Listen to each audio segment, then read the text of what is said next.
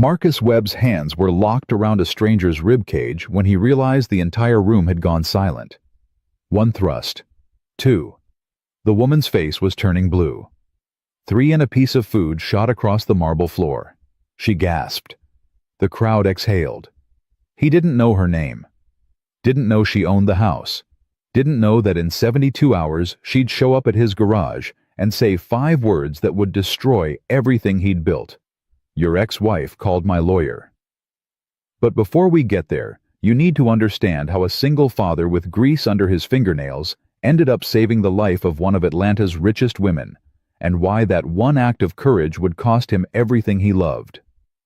Drop a comment with your city so I can see how far this story travels. You won't believe what happens next. Marcus Webb had learned 3 things in 42 years of life. First, nobody gives you nothing for free. Second, when you're a black man in a room full of money, you're either serving it or asking for it. Third, and most important, keep your head down, do your job, and get home to your son. That's what he told himself as he balanced a tray of champagne flutes through the crowd at the Buckhead estate. The house was the kind of place you saw in magazines. Floor-to-ceiling windows, marble everything, a staircase that curved like something out of a movie. The kind of house that whispered old money, even though most of the guests had made theirs in the last decade. Troy had called him 2 days ago. I need a favor, man. What kind of favor? The paying kind. $200 for 4 hours, just serving drinks at some fundraiser in Buckhead. Marcus had $43 in his checking account. Jordan needed new cleats. The power bill was due Thursday. I'll be there. Now he was here weaving through conversations about hedge funds and summer homes in Hilton Head, trying not to make eye contact. The uniform didn't fit right. The shirt pulled across his shoulders. The pants were an inch too short. But nobody noticed.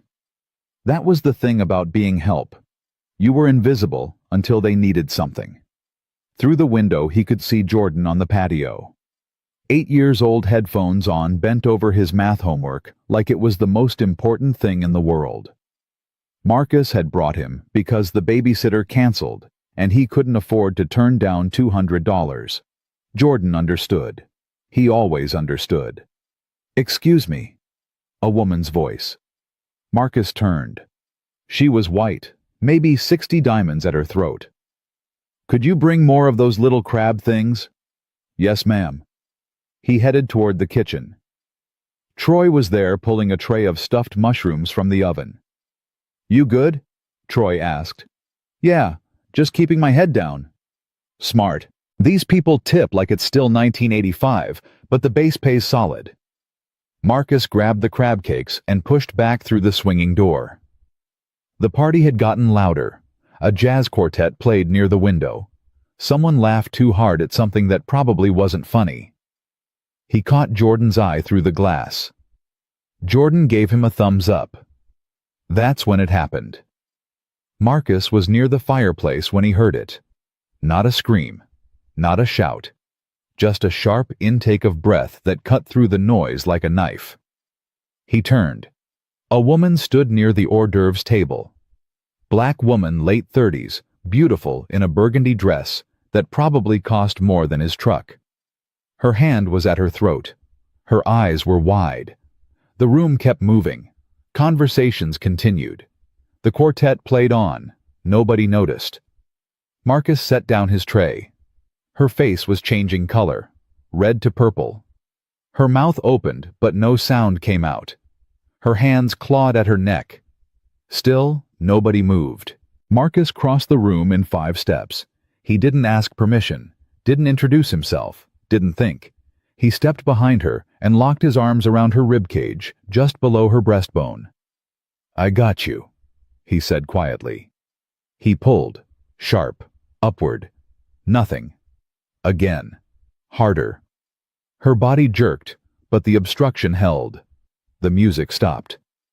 Now people were watching. Marcus adjusted his grip. He thought of Jordan. Thought of the CPR course he'd taken at the community center 3 years ago. Thought of the instructor saying, "Don't be gentle, you might crack a rib. Better a broken rib than dead." He pulled again, this time with everything he had. The mushroom shot from her mouth and skittered across the marble floor. She doubled over, gasping, coughing so hard her whole body shook. Marcus kept his hand on her back, steadying her. "Breathe slow," he said. "In through your nose, out through your mouth." She followed his instructions. Her breathing evened out. Color returned to her face. She straightened slowly, one hand still pressed to her chest. "Oh my God," she whispered. Her voice was hoarse. "Oh my God." The room erupted in polite applause. Someone said, "Well done." Someone else said, "That was incredible." But most people were already turning back to their conversations. Crisis averted. Back to business. Marcus picked up his tray. "Wait." Her hand caught his arm. "Please wait." He turned. Up close he could see she'd been crying. Tears tracked through her makeup. Her hands were shaking. "What's your name?" she asked. "Marcus." "Marcus." She repeated it like she was memorizing it. "I'm Elena. Elena Hartwell." "You okay, Miss Hartwell?" "I'm alive because of you." Marcus shook his head. "Just did what anybody would do." "No." Her voice was firm. "No, you didn't. Everyone saw. You were the only one who moved." A man in a suit appeared at Elena's elbow. "Ms. Hartwell, should I call someone, a doctor?" "I'm fine, Richard." She didn't take her eyes off Marcus. "Thanks to this man." Richard glanced at Marcus at the tray in his hands, and his expression shifted. Understanding. Then something else. Dismissal. "Well," Richard said. "That's fortunate. Elena, the Harrisons are asking about the donor list. Tell them I'll be there in a moment." Richard hesitated, then walked away. Elena turned back to Marcus. "Do you have a card?" "A number I'd like to thank you properly." Marcus almost laughed. "Ma'am, I don't need thanks." "Elena. Please call me Elena." She pulled her phone from a small clutch purse. "And I insist. Please." There was something in her voice. Not pity. Not obligation. Something genuine. Marcus pulled out his phone. They exchanged numbers. "I should get back to work," Marcus said. Elena glanced at the tray, then at the kitchen door. "You're not a guest." It wasn't a question. "No, ma'am. Just helping out a friend." Her expression changed. Not shock exactly. More like recognition. Like she was seeing him clearly for the first time. "Well, Marcus, who's not a guest," she said softly. "I owe you my life. That's not nothing." "You don't owe me anything. I'm just glad you're okay." He turned to go. "Marcus." He looked back. "Thank you," she said. "Really?" He nodded.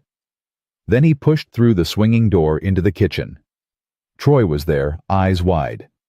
"Bro, did you just save Elena Hartwell?" "Who?" "Elena Hartwell. She owns like half the real estate between here and Savannah. Her daddy built the Hartwell Tower downtown. She's worth like $80 million. Marcus set down the tray. "She's worth a life. That's all I know." "Man." Troy shook his head. "You're a better person than me." "You would have done the same thing." "Maybe, but I would have asked for a tip." Marcus smiled despite himself. "Come on. We got 2 more hours." They finished the shift. Marcus collected his $200 cash from Richard, the suit who handed it over without making eye contact. Then he found Jordan on the patio packing up his homework. "Ready to go, little man?" Jordan looked up. "Dad, Troy said you saved someone's life." "She was choking. I helped her." "Was she really rich?" Marcus knelt down so they were eye level. "Doesn't matter if someone's rich or poor. You see somebody in trouble, you help. Always. You understand?" "Yes, sir." "Good. Now let's go home.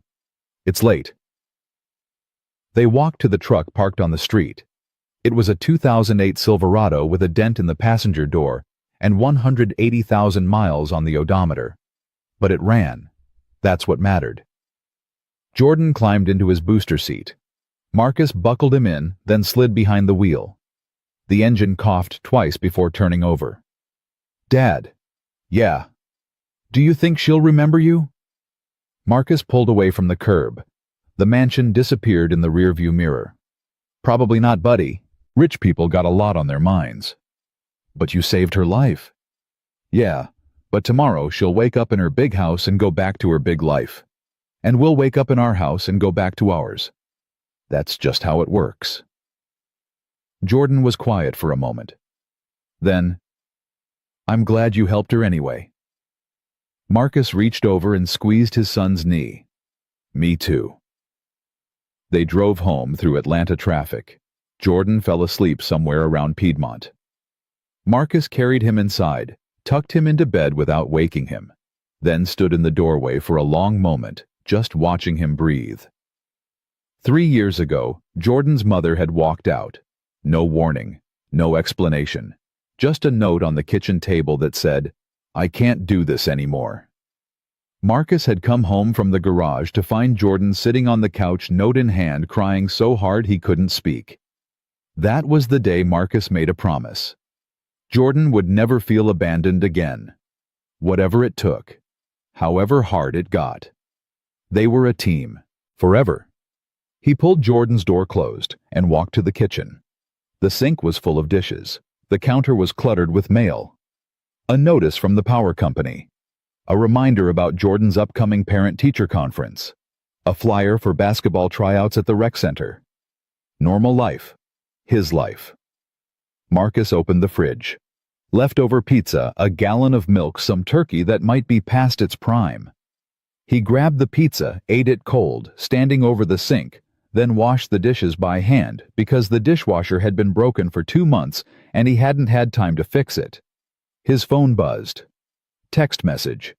Unknown number. "Hi, Marcus. This is Elena from tonight. I can't stop thinking about what you did. Would you have time for coffee this week? I'd really like to thank you properly." Marcus stared at the message. He should ignore it. He knew he should ignore it. Rich white woman wants to ease her conscience by buying the help a latte. He'd seen this movie before, but something stopped him from deleting it.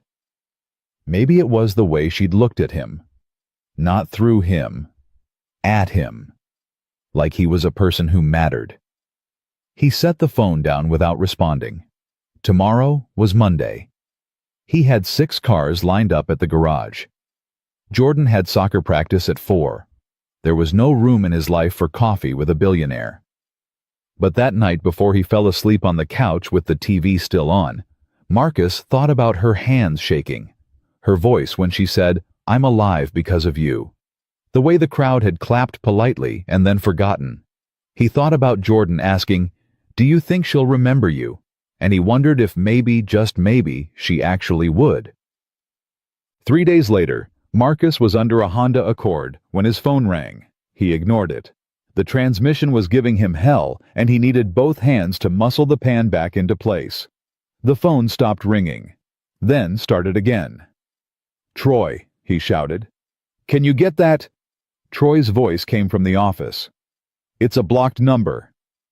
"Let it go to voicemail." The ringing stopped. Marcus tightened the last bolt, wiped his hands on a rag, and rolled out from under the car. His back screamed. He'd been at the garage since 6 a.m. It was now past 2. He hadn't eaten lunch. Troy appeared in the bay doorway holding Marcus's phone. It rang 3 times, same block number. Marcus took the phone. 3 missed calls, 1 voicemail. He pressed play. "Hi Marcus, this is Elena Hartwell. We met at the fundraiser on Saturday. I texted you a few days ago about coffee but didn't hear back. I'm hoping you got the message. I'd really like to talk to you. Please call me when you get a chance. I promise I'm not trying to be a pest. I really need to speak with you. Thanks." Her voice was different than he remembered, less polished, almost nervous. Troy raised his eyebrows. "Elena Hartwell called you 3 times. Apparently. And you didn't call her back." Marcus set the phone down. "I've been busy. Too busy for $80 million. I don't want her money, Troy."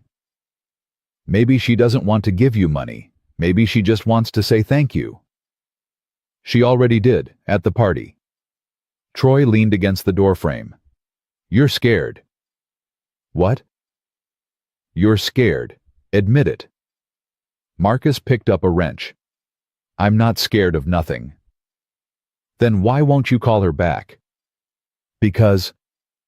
Marcus stopped. Because why? Because women like Elena Hartwell didn't call men like him unless they wanted something. Because the last time he'd let someone into his life, she'd walked out and broken his son's heart. Because he had $43 in his checking account, and she had a house with a marble staircase, and those worlds didn't mix. Because I got Jordan to think about, Marcus said finally. I can't bring somebody into his life who's gonna disappear. How do you know she'll disappear?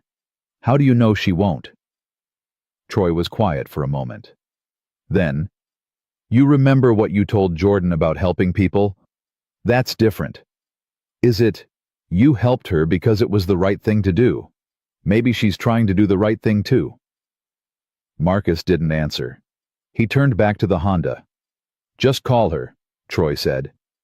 Worst case, she buys you a latte, and you never see her again. Best case... He shrugged. I don't know, man. Best case might surprise you. That night, after Jordan was asleep, Marcus sat on the back steps with a beer and stared at Elena's number in his phone. The street was quiet. Crickets sang in the dark. Someone's TV flickered through a window across the alley. He thought about Tasha, Jordan's mother, the way she used to smile when he came home from work, the way that smile had faded over time until one day it was just gone. The note on the table. I can't do this anymore. He thought about the custody hearing, the judge asking, where is the mother? Marcus saying, I don't know, Your Honor. The judge awarding him full custody because there was no one else to give it to. He thought about Jordan's face the first time he made breakfast by himself, the first time he remembered to pack his own lunch, the first time he stopped asking when Mommy was coming home. 3 years. Just the two of them. It worked. They had a rhythm. Why mess with that? But then he thought about Elena's hand on his arm. You were the only one who moved. He pressed call before he could change his mind. She answered on the first ring. Marcus. Yeah, it's me. Oh, thank God. I was worried you were avoiding me.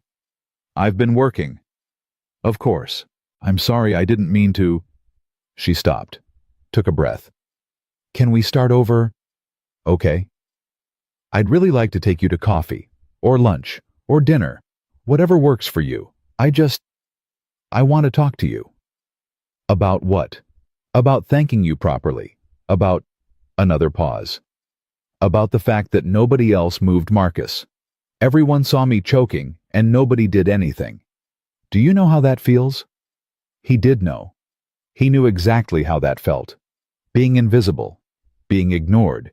Being in a room full of people and completely alone. Coffee's fine, he said. But I got my son. He goes where I go. Of course. I'd love to meet him. When? Tomorrow there's a place in Virginia Highland. Common Grounds. Do you know it? I'll find it. Noon. Noon. He could hear her smile through the phone. Thank you, Marcus. Really. Don't thank me yet. You might change your mind. I won't, she said. And something in her voice made him believe her. They said goodbye. Marcus sat there for a long time after beer warming in his hand, wondering what the hell he'd just agreed to. Inside, Jordan called out, Dad. Marcus went in. Jordan was sitting up in bed, rubbing his eyes. What's wrong, buddy? Bad dream. Marcus sat on the edge of the bed. You want to talk about it? Jordan shook his head. Then, Dad. Are we okay? What do you mean? Like with money and stuff. I heard you talking to the power company. Marcus's chest tightened. Hey, look at me. Jordan looked up. We're fine. You don't need to worry about grown-up stuff. Okay? That's my job. Your job is school and soccer and being 8 years old. But what if? No what ifs. We're a team. Remember, and teams take care of each other." Jordan nodded, but Marcus could see the worry still there. The same worry he'd carried since Tasha left. The fear that everyone leaves eventually. "I got something to tell you," Marcus said. "We're going to have coffee tomorrow with the lady from the party, the one I helped." "Really? Really? She wants to say thank you." "Is she nice?" "I think so, but you'll have to tell me what you think." Jordan smiled. A real smile this time. "Okay." Marcus tucked him back in. "Get some sleep. Big day tomorrow." He walked back to the kitchen, washed his beer bottle, checked the locks, turned off the lights, stood in the dark for a moment listening to the house settle. Tomorrow he'd take his son to meet a billionaire. Tomorrow everything might change. Or tomorrow might be just another day. Either way he'd be ready. Because that's what fathers do. They show up. They protect. They keep their promises. No matter what. Common Grounds sat on a corner lot where Virginia Highland met the old rail line. Marcus pulled into a spot across the street and cut the engine. Jordan was already unbuckling his seatbelt. "Hold up," Marcus said. "What do we remember?" Jordan sighed the way only an 8-year-old could. "Be polite. Use my manners. Don't interrupt. And don't ask for stuff." "Good man." Marcus squeezed his shoulder. "Let's go." They crossed the street together. Through the window, Marcus could see her already sitting at a corner table. Elena wore jeans and a white t-shirt, her hair pulled back in a ponytail. No jewelry, no makeup that he could see. She looked nervous. The bell above the door chimed when they walked in. Elena stood immediately knocking her water glass and catching it before it tipped. "Hi," she said. "You came." "Said I would." Her eyes moved to Jordan. "And you must be Jordan." Jordan looked up at Marcus, who nodded. "Yes, ma'am." Elena smiled. "Your dad told me you like soccer." "I play midfielder." "That's the person who runs a lot, right?" Jordan grinned. "That's everybody. But yeah." They sat down. A waitress appeared with menus. Elena ordered coffee. Marcus did the same. Jordan asked for hot chocolate. "With whipped cream?" the waitress asked. Jordan looked at Marcus again. Marcus nodded. "Yes, please," Jordan said. When the waitress left, silence settled over the table. Elena folded her hands, unfolded them, picked up her napkin and set it back down. "I'm not good at this," she said finally. "At what?" Marcus asked. "At being normal. I spend most of my time in boardrooms with people who want things from me. This is," she gestured vaguely, "different. We don't want nothing from you." "I know, that's why I called." The drinks arrived. Jordan immediately went for the whipped cream, getting some on his nose. Elena laughed. A real laugh, not the polite kind. Jordan wiped his face with his sleeve and laughed too. "So," Elena said, turning to Jordan, "your dad's a hero." Jordan nodded seriously. "He is. He saved you." "He did. Has he always been like that? The kind of person who helps people?" "Yeah. Last year there was a car accident on our street, and Dad ran out in his pajamas to help. He got a lady out before the ambulance came." Elena looked at Marcus. "You didn't mention that." Marcus shrugged. "Wasn't a big deal." "It was to her, I bet." "Maybe." Elena leaned back in her chair. "Can I ask you something? And you can tell me if I'm out of line." "Shoot." "Why did you almost not call me back?" Jordan looked between them, sensing something adult happening. Marcus took a sip of coffee, buying time. "Because I figured you wanted to write a check or something. Make yourself feel better. And I don't need that." "What if I didn't want to write a check?" "Then what did you want?" Elena's fingers traced the rim of her mug. "Honestly, I wanted to sit across from someone who looked at me like a person. Not a bank account, not a business opportunity, just a person." "You got a whole party full of people at that house?" "I had a room full of people who wanted something. My money, my name, my connections. But when I was dying in front of them, they stood there and watched. You know what that teaches you? That you're only valuable for what you can give, not for who you are. Jordan's eyes were wide. That's sad. Elena smiled at him. It is pretty sad, isn't it? Why do you hang out with those people then? Jordan, Marcus warned. No, it's okay. Elena turned to Jordan fully. That's a really good question. The truth is, I don't know anymore. I used to think it mattered. The business, the money, all of it. But lately, she trailed off. Lately what? Jordan asked.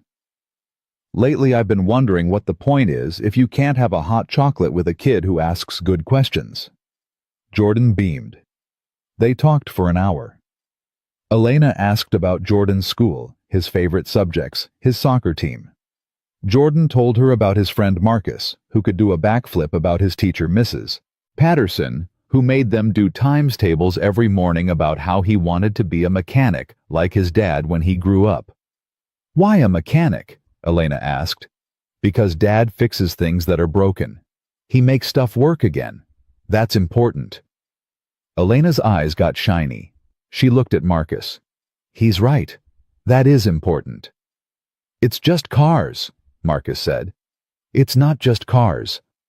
Elena leaned forward. You fix things. You help people.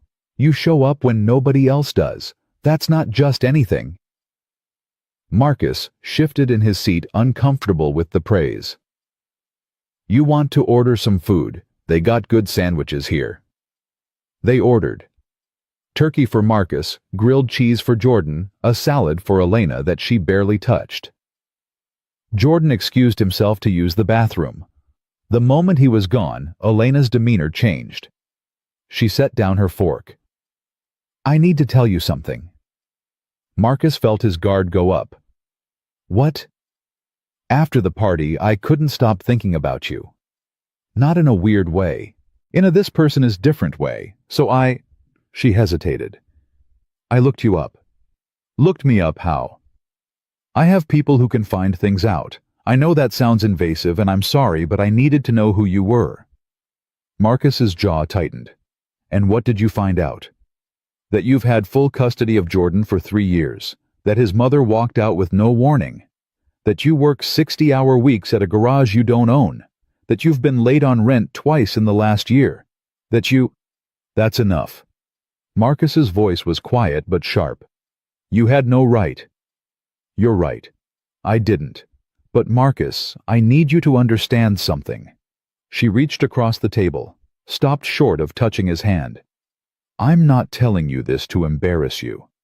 I'm telling you because I want to help. I don't need your help. Everyone needs help sometimes. Not from you. Elena pulled her hand back. Why? Because I have money. Because I don't know you, and I don't trust people who investigate me behind my back. Fair enough? She nodded. That's fair. I crossed a line. I'm sorry. Jordan came back to the table. He looked between them, sensing the tension. Everything okay? He asked. Everything's fine, Marcus said. He pulled out his wallet. We should get going. Wait. Elena put a hand up. Please. Just let me say one more thing. Then if you want to leave, I won't stop you. Marcus waited. Elena turned to Jordan. Jordan, do you know what I do for work? Jordan shook his head. I run a company that my father built. A big company with lots of employees. And you know what I've learned? The most valuable people aren't the ones with the most money or the fanciest degrees. They're the ones who show up, who do what's right even when nobody's watching, who teach their kids to be good humans. She looked at Marcus. Your dad is one of those people, and I'm not trying to buy him or change him or fix him. I'm trying to learn from him. Jordan looked at Marcus. Dad? I think she's nice. Marcus closed his wallet. He didn't put it away, but he didn't stand up either. What do you want from me? He asked Elena. Really, I want to be your friend. I want Jordan to know that there are people in the world who care about him besides his dad. And maybe, if you'll let me, I want to help make your life a little easier. Not because you need it, but because you deserve it. I can't pay you back. I don't want you to. Then why? Elena's voice cracked. Because 3 days ago, I almost died, and the only person who cared was a man who didn't know my name. That changes you, Marcus. It makes you want to be better. And I think maybe you're the person who can show me how. Marcus looked at his son.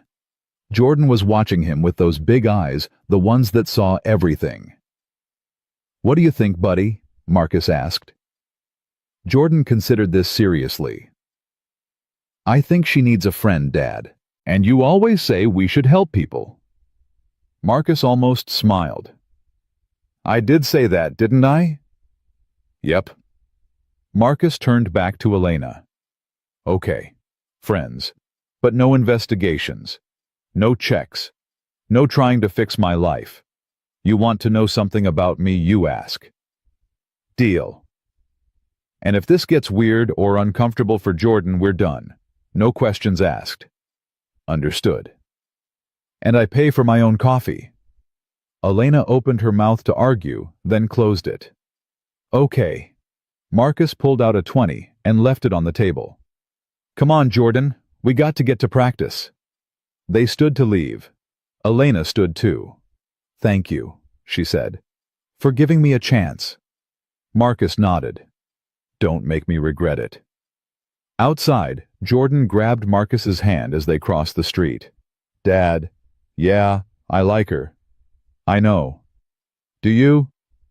Marcus unlocked the truck. I don't know yet, but we'll see. They drove to soccer practice. Jordan ran onto the field with his team. Marcus sat in the bleachers with the other parents, most of whom he knew by sight, but not by name. His phone buzzed. Text from Elena. Thank you again for today. If you're ever free, I'd love to do it again. No pressure. Marcus stared at the message. Every instinct told him to keep his distance. Rich people were rich for a reason. They took more than they gave. They used people up and moved on. But then, he thought about the way she'd looked at Jordan. The way she'd apologized when she crossed a line. The way her voice had cracked when she said, the only person who cared was a man who didn't know my name. Maybe she was different. Or maybe she was just lonely. Either way, he'd said yes to being friends. Might as well see where it went. He texted back, Jordan has a game Saturday at 10. You're welcome to come if you want. 3 dots appeared immediately. Then, I'll be there. Marcus put his phone away.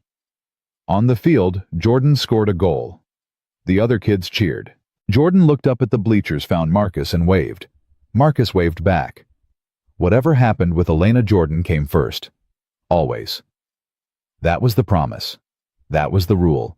That was everything. Practice ended. They stopped at Wendy's for dinner because Marcus was too tired to cook. Jordan got a kid's meal and spent the drive home playing with the toy. Marcus watched him in the rearview mirror and felt that familiar ache in his chest. The one that said, I'm doing my best, but is it enough? At home, Jordan did his homework at the kitchen table while Marcus folded laundry. The TV played in the background some cooking show neither of them watched. The dishwasher, still broken, sat empty and mocking. Dad, Jordan said without looking up from his math worksheet. Yeah, buddy. If Ms. Elena becomes our friend, does that mean she's like family? Marcus stopped folding. What makes you ask that? Because you said family is the people who show up. And she showed up today. She showed up once, Jordan. Family shows up over and over. But she could write show up over and over. Marcus sat down across from him. Maybe. But we can't count on it. Sometimes people say they'll be there and then they're not. Jordan's face fell. Marcus knew that look. Knew what it meant. Knew where Jordan's mind had gone. Hey. Marcus reached across the table. That's not about you, okay? When your mom left, that was about her, not you. You didn't do nothing wrong. Then why did she go? It was the question Jordan asked every few months.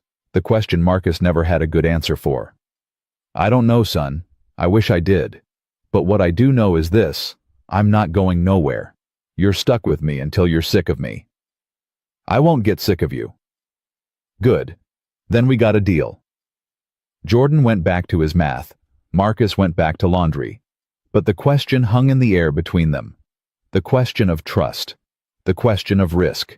The question of whether it was worth opening the door even a crack when you'd already been hurt so bad. Later that night, after Jordan was asleep, Marcus sat on the back steps with a beer. His phone rang. Troy. Yeah. How'd it go? How'd what go? Don't play dumb. Coffee with the billionaire. Marcus sighed. It went fine. Fine. That's all I get. What do you want me to say? We had coffee. We talked. She seems nice. And nothing. She's coming to Jordan's game Saturday. Troy whistled. Moving fast. It's not like that. What's it like then? Marcus picked at the label on his beer bottle. I don't know, man. She's lonely. I'm tired. Maybe we both need a friend. Or maybe it's more than that. It's not. How do you know? Because I got Jordan to think about. I can't bring a woman into his life who's gonna leave. He's been through enough. Has it occurred to you that maybe she's not gonna leave? Has it occurred to you that everybody leaves eventually? Silence on the other end. Then, not everybody, Marcus. I'm still here. Jordan's still there. You got people who stay. That's different. Why? Because she's rich. Because she's white. Because I don't know her, Troy. And I can't risk my son's heart on a stranger. Then get to know her. Give her a chance to be something other than a stranger. Marcus finished his beer. Maybe I will. Maybe I won't. But that's on my time, not yours. Troy laughed. Fair enough. I'm just saying, man. You've been alone for 3 years. It's okay to let somebody in. I'm not alone. I got Jordan. You know what I mean. Marcus did know. He knew exactly what Troy meant. The nights after Jordan went to bed when the house got so quiet it hurt. The mornings waking up alone. The feeling of carrying everything by yourself because there was nobody to share the load. I'll think about it, Marcus said. That's all I'm asking. They hung up. Marcus sat there a while longer, beer warming in his hand, crickets singing in the dark. Across the alley, somebody's dog barked. A car passed on the street. Normal sounds, normal night. But something had shifted. Something small, but significant. He'd said yes to coffee. He'd invited Elena to Jordan's game. He'd opened the door just a crack. And maybe that was enough for now. Maybe that was how you started. One small yes at a time. Saturday morning came fast. Marcus woke Jordan at 8, made him scrambled eggs and toast, helped him find his cleats that had somehow ended up under the couch. They loaded into the truck at 9:30, Jordan bouncing in his seat with pre-game energy. You think she'll really come? Jordan asked. Don't know, maybe. But she said she would. People say lots of things, buddy. Jordan was quiet for a moment. Then, you don't trust her. I don't know her well enough to trust her yet. But you trusted her enough to invite her. Marcus glanced at his son in the rearview mirror. When'd you get so smart? Jordan grinned. I've always been smart. You just don't always notice. They got to the field at 10-10. Jordan ran off to warm up with his team. Marcus set up his folding chair on the sideline next to the other parents. Most of them were on their phones. A few chatted quietly. Nobody paid him much attention. At exactly 10 o'clock, a black Mercedes SUV pulled into the parking lot. Marcus felt his stomach tighten. She came. Elena got out wearing jeans and a team sweatshirt in Jordan's school colors. She'd bought a sweatshirt. Marcus didn't know whether to be touched or worried. She spotted him and walked over carrying 2 coffees. Hi, she said, slightly breathless. I didn't know how you took your coffee, so I got cream and sugar on the side. Marcus accepted the cup. You didn't have to do that. I wanted to. She sat down in the empty chair next to him. A few of the other parents glanced over then away. Marcus could feel their questions. "Which one's Jordan?" Elena asked. Marcus pointed. "Number 7. "He looks just like you." "Poor kid," Elena laughed. The game started. Jordan played hard, running up and down the field with the kind of energy that only 8-year-olds had. Halfway through the first half, he got the ball dribbled past 2 defenders and passed to his teammate who scored. Elena jumped to her feet. "Yes, go Jordan." Jordan looked over, saw her, and his face lit up. He waved. She waved back. Marcus felt something in his chest crack open just a little. The game ended in a tie. Jordan ran over sweaty and grinning. "Did you see my assist?" he asked Elena. "I saw. That was incredible. Coach says I'm getting better at seeing the whole field." "I bet you are." They walked to the parking lot together. Other parents passed a few, nodding hello to Marcus. One woman, Carol, mother of Jordan's friend, Aiden, stopped. "Marcus, we're getting pizza after. You and Jordan want to come?" Before Marcus could answer, Elena said, "Actually, I was hoping I could take them to lunch, if that's okay with you both." Carol's eyebrows went up. "Oh, sure, of course." She looked between Elena and Marcus, clearly wondering who this woman was. "Another time, then." She walked away. Marcus turned to Elena. "You don't have to do that." "I know, but I'd like to. Please, there's a place I think Jordan would love." Jordan tugged Marcus's sleeve. "Can we, Dad?" Marcus looked at his son's hopeful face, at Elena's nervous smile, at the simple fact that she'd shown up just like she said she would. "Yeah," he said. "We can." Elena's face transformed. "Great. Follow me." They followed the Mercedes to a restaurant Marcus had never been to, the kind of place with valet parking and white tablecloths. Marcus almost turned around, but Elena was already out of her car, walking back to them. "I know what you're thinking," she said through Marcus's window, "but they have the best burgers in Atlanta. Jordan's gonna love it, trust me." "This place looks expensive." "It's lunch, my treat. Please." Marcus looked at Jordan, who was practically vibrating with excitement. "Fine," Marcus said. "But this is the last time you're paying." "Deal." Inside the restaurant was quieter than Marcus expected.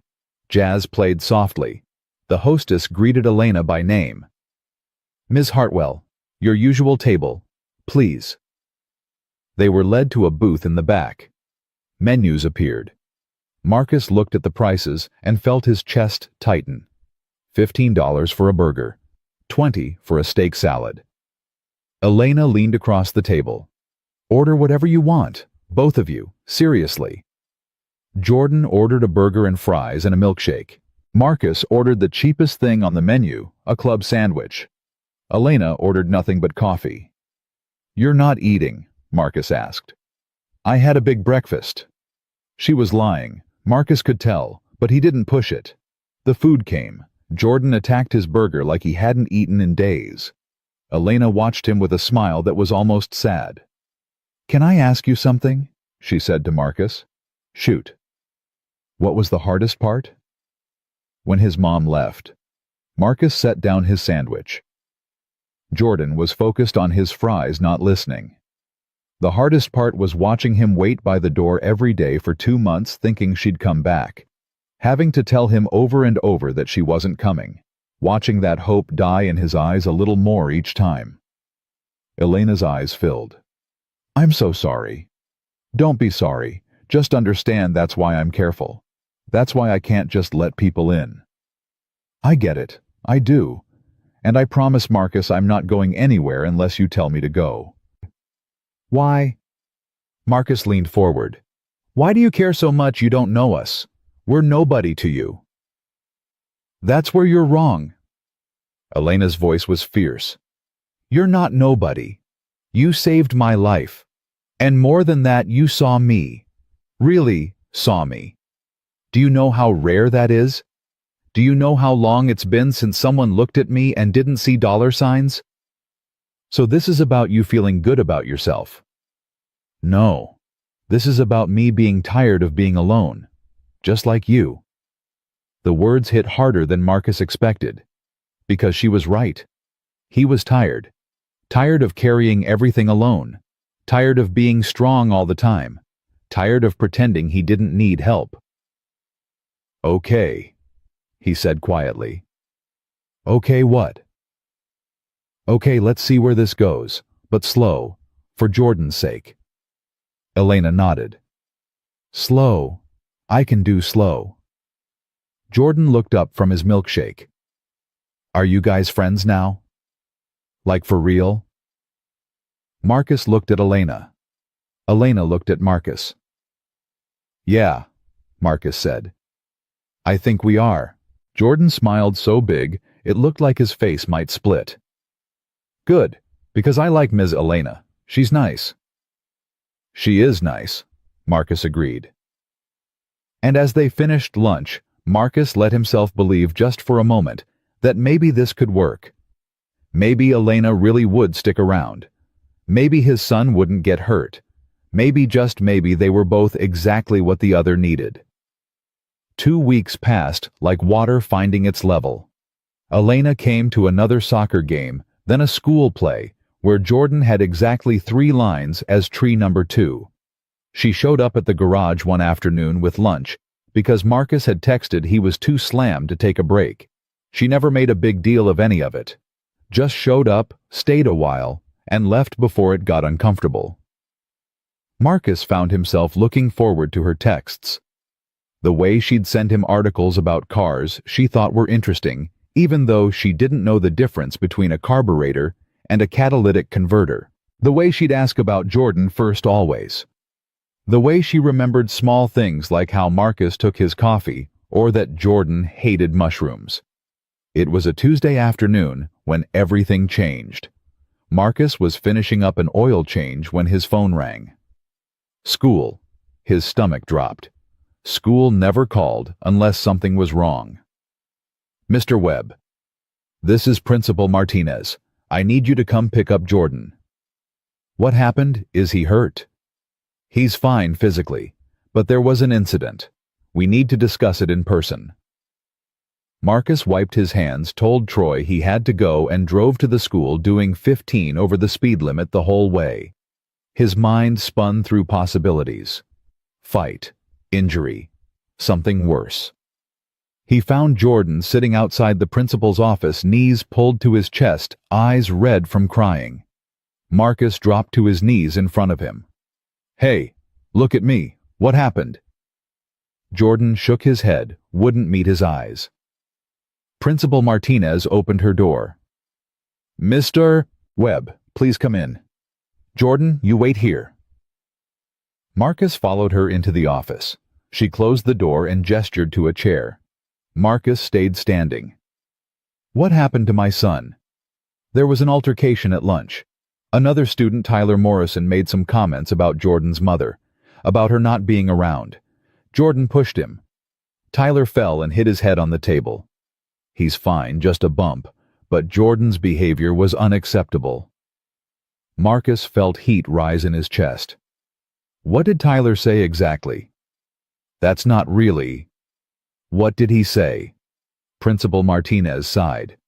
"He said Jordan's mother didn't want him, that she left because he was too much trouble. Jordan pushed him and then tried to hit him before teachers intervened." Marcus's hands clenched into fists. "So my son gets punished for defending himself against a bully." "Violence is never the answer, Mr. Webb. You know our policy. Jordan's suspended for 3 days. And Tyler will receive detention." "Detention." Marcus's voice was flat. "My son gets suspended for 3 days because some kid called his mother because some kid said his mother abandoned him. And that kid gets detention. The physical altercation. He's 8 years old. He's a child who's been through hell and back. And instead of protecting him, you're punishing him for having feelings. I understand you're upset. You don't understand nothing." Marcus turned toward the door. "We're done here." He walked out. Jordan stood up immediately, his face crumpling. "Dad, I'm sorry. I'm so sorry. Marcus pulled him into a hug. You got nothing to be sorry for. But I pushed him. I made him fall. I broke the rules. Sometimes rules don't matter as much as standing up for yourself. They walked to the truck in silence. Jordan climbed in and buckled himself, tears still streaming down his face. Marcus started the engine and just sat there for a moment, hands on the wheel, trying to breathe through the rage. Dad. Jordan's voice was small. Are you mad at me? Marcus turned. No, buddy. I'm mad at that kid for saying cruel things. I'm mad at the school for not protecting you. But I'm not mad at you. Not even a little bit. Tyler said Mom left because I was bad. Is that true? Marcus felt something inside him break. No, listen to me. That is not true. Your mother left because she had her own problems. Problems that had nothing to do with you. You're a good kid, the best kid. And don't you ever let anyone tell you different. Jordan wiped his eyes. Can we go home? Yeah, we can go home. They drove in silence. Marcus's phone buzzed multiple times. He ignored it. When they got home, Jordan went straight to his room. Marcus heard the door close, heard the sound of crying through the wall. He stood in the kitchen, hands braced on the counter, breathing hard. His phone buzzed again. He pulled it out. 3 texts from Elena. Hey, I know you're probably busy, but wanted to check in. Haven't heard from you today. Everything okay? Marcus, I'm starting to worry. He stared at the messages. Part of him wanted to tell her everything. Part of him wanted to shut down, handle it alone, like he always did. But Jordan's words from weeks ago echoed in his head. Family is the people who show up. He called her. She answered immediately. Marcus, what's wrong? How do you know something's wrong? Because you never call during the day. Talk to me. So he did. He told her about the school, about Tyler, about Jordan in his room crying because some kid confirmed his worst fear. Elena listened without interrupting. When he finished, she was quiet for a long moment. Where are you right now? She asked. Home. I'm coming over. You don't have to. I'm already in my car. Be there in 20. She hung up before he could argue. Marcus went to check on Jordan. He knocked softly on the door. Buddy, can I come in? No answer. Marcus opened the door anyway. Jordan was curled up on his bed facing the wall. Marcus sat down on the edge of the mattress. You want to talk about it? No. Okay, but I'm here when you do. Dad? Yeah? Do you think Mom thinks about me ever? The question gutted him. Marcus put a hand on Jordan's back. I don't know what she thinks, son, but I know she's missing out on the best kid in the world. And that's her loss, not yours. Jordan rolled over. His face was blotchy from crying. Miss Elena wouldn't leave, would she? What do you mean? If she was my mom, would she leave? Marcus's throat tightened. I don't think so. But she's not your mom, Jordan. She's our friend. But she could be more right, like she could stay. Let's not get ahead of ourselves. 20 minutes later, the doorbell rang. Marcus opened it to find Elena standing there with 2 bags of takeout and a DVD. What's all this? Marcus asked. Comfort Food and The Sandlot. I'm assuming Jordan hasn't seen it. He hasn't. Good. Then today's the day. She walked past him into the house. Where is he? In his room. Elena set the bags on the kitchen counter and walked down the hall. Marcus followed. She knocked on Jordan's door. Jordan, it's Ms. Elena. Can I come in? A pause, then a small, okay. Elena opened the door and sat on the floor next to Jordan's bed. Marcus stayed in the doorway. Your dad told me what happened, Elena said. That kid was wrong. Dead wrong. You know that, right? Jordan shrugged. Listen to me. I'm going to tell you something I've never told anyone. When I was 12, my mom died. Cancer. And for years after, kids at school would say things, mean things, About how she probably left because she was tired of me. About how I must have been a bad daughter. Jordan sat up looking at her with wet eyes. Really? Really? And I believed them for a long time. I thought maybe if I'd been better, smarter, prettier, she wouldn't have gotten sick. But you know what I learned? What? That people say cruel things when they don't understand pain.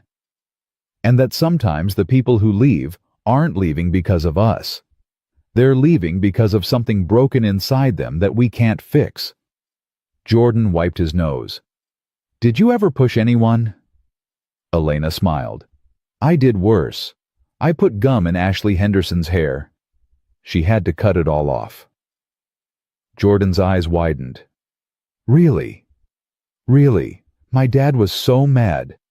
But you know what he said after he calmed down? He said, Elena, you can't hit people or hurt them. But you also don't have to take their cruelty. You stand tall and you remember who you are. What if I don't know who I am? Elena reached up and touched his hand. You're a kid who loves soccer, who works hard in school, who has a dad who would move mountains for you, and who's got a friend who thinks you're pretty special. You think I'm special? I know you are. Jordan looked at Marcus. Marcus nodded. Jordan took a shaky breath. Ms. Elena. Yeah. Will you watch the movie with us? That's why I brought it. They ended up on the couch, Jordan in the middle, a bag of popcorn balanced between them. Elena had brought Thai food, which Jordan had never tried before, and after some skeptical sniffing, he decided the pad Thai was pretty good, actually. The movie played. Jordan laughed at the right parts. Elena kept up a running commentary that made both of them laugh harder. Marcus sat there feeling something he hadn't felt in 3 years. Like his house was full. Like they were a unit, not just him and Jordan against the world. When the movie ended, Jordan was half asleep, his head against Elena's shoulder. She looked at Marcus over Jordan's head and smiled. A tired smile, but genuine. I should get him to bed, Marcus said quietly. I'll help. Together they got Jordan to his room. He brushed his teeth in a zombie state and crawled under the covers. Elena pulled the blanket up to his chin. Thank you for coming over, Jordan mumbled. Anytime, kiddo. Ms. Elena. Yeah. You're like a mom. Kind of. Is that okay to say? Elena's eyes filled. She glanced at Marcus, who nodded. That's more than okay to say, Elena whispered. That's the nicest thing anyone's ever said to me. Jordan smiled and closed his eyes. Within minutes, he was asleep. Marcus and Elena walked back to the living room. Elena started cleaning up the takeout containers. Marcus helped. You didn't have to come, Marcus said.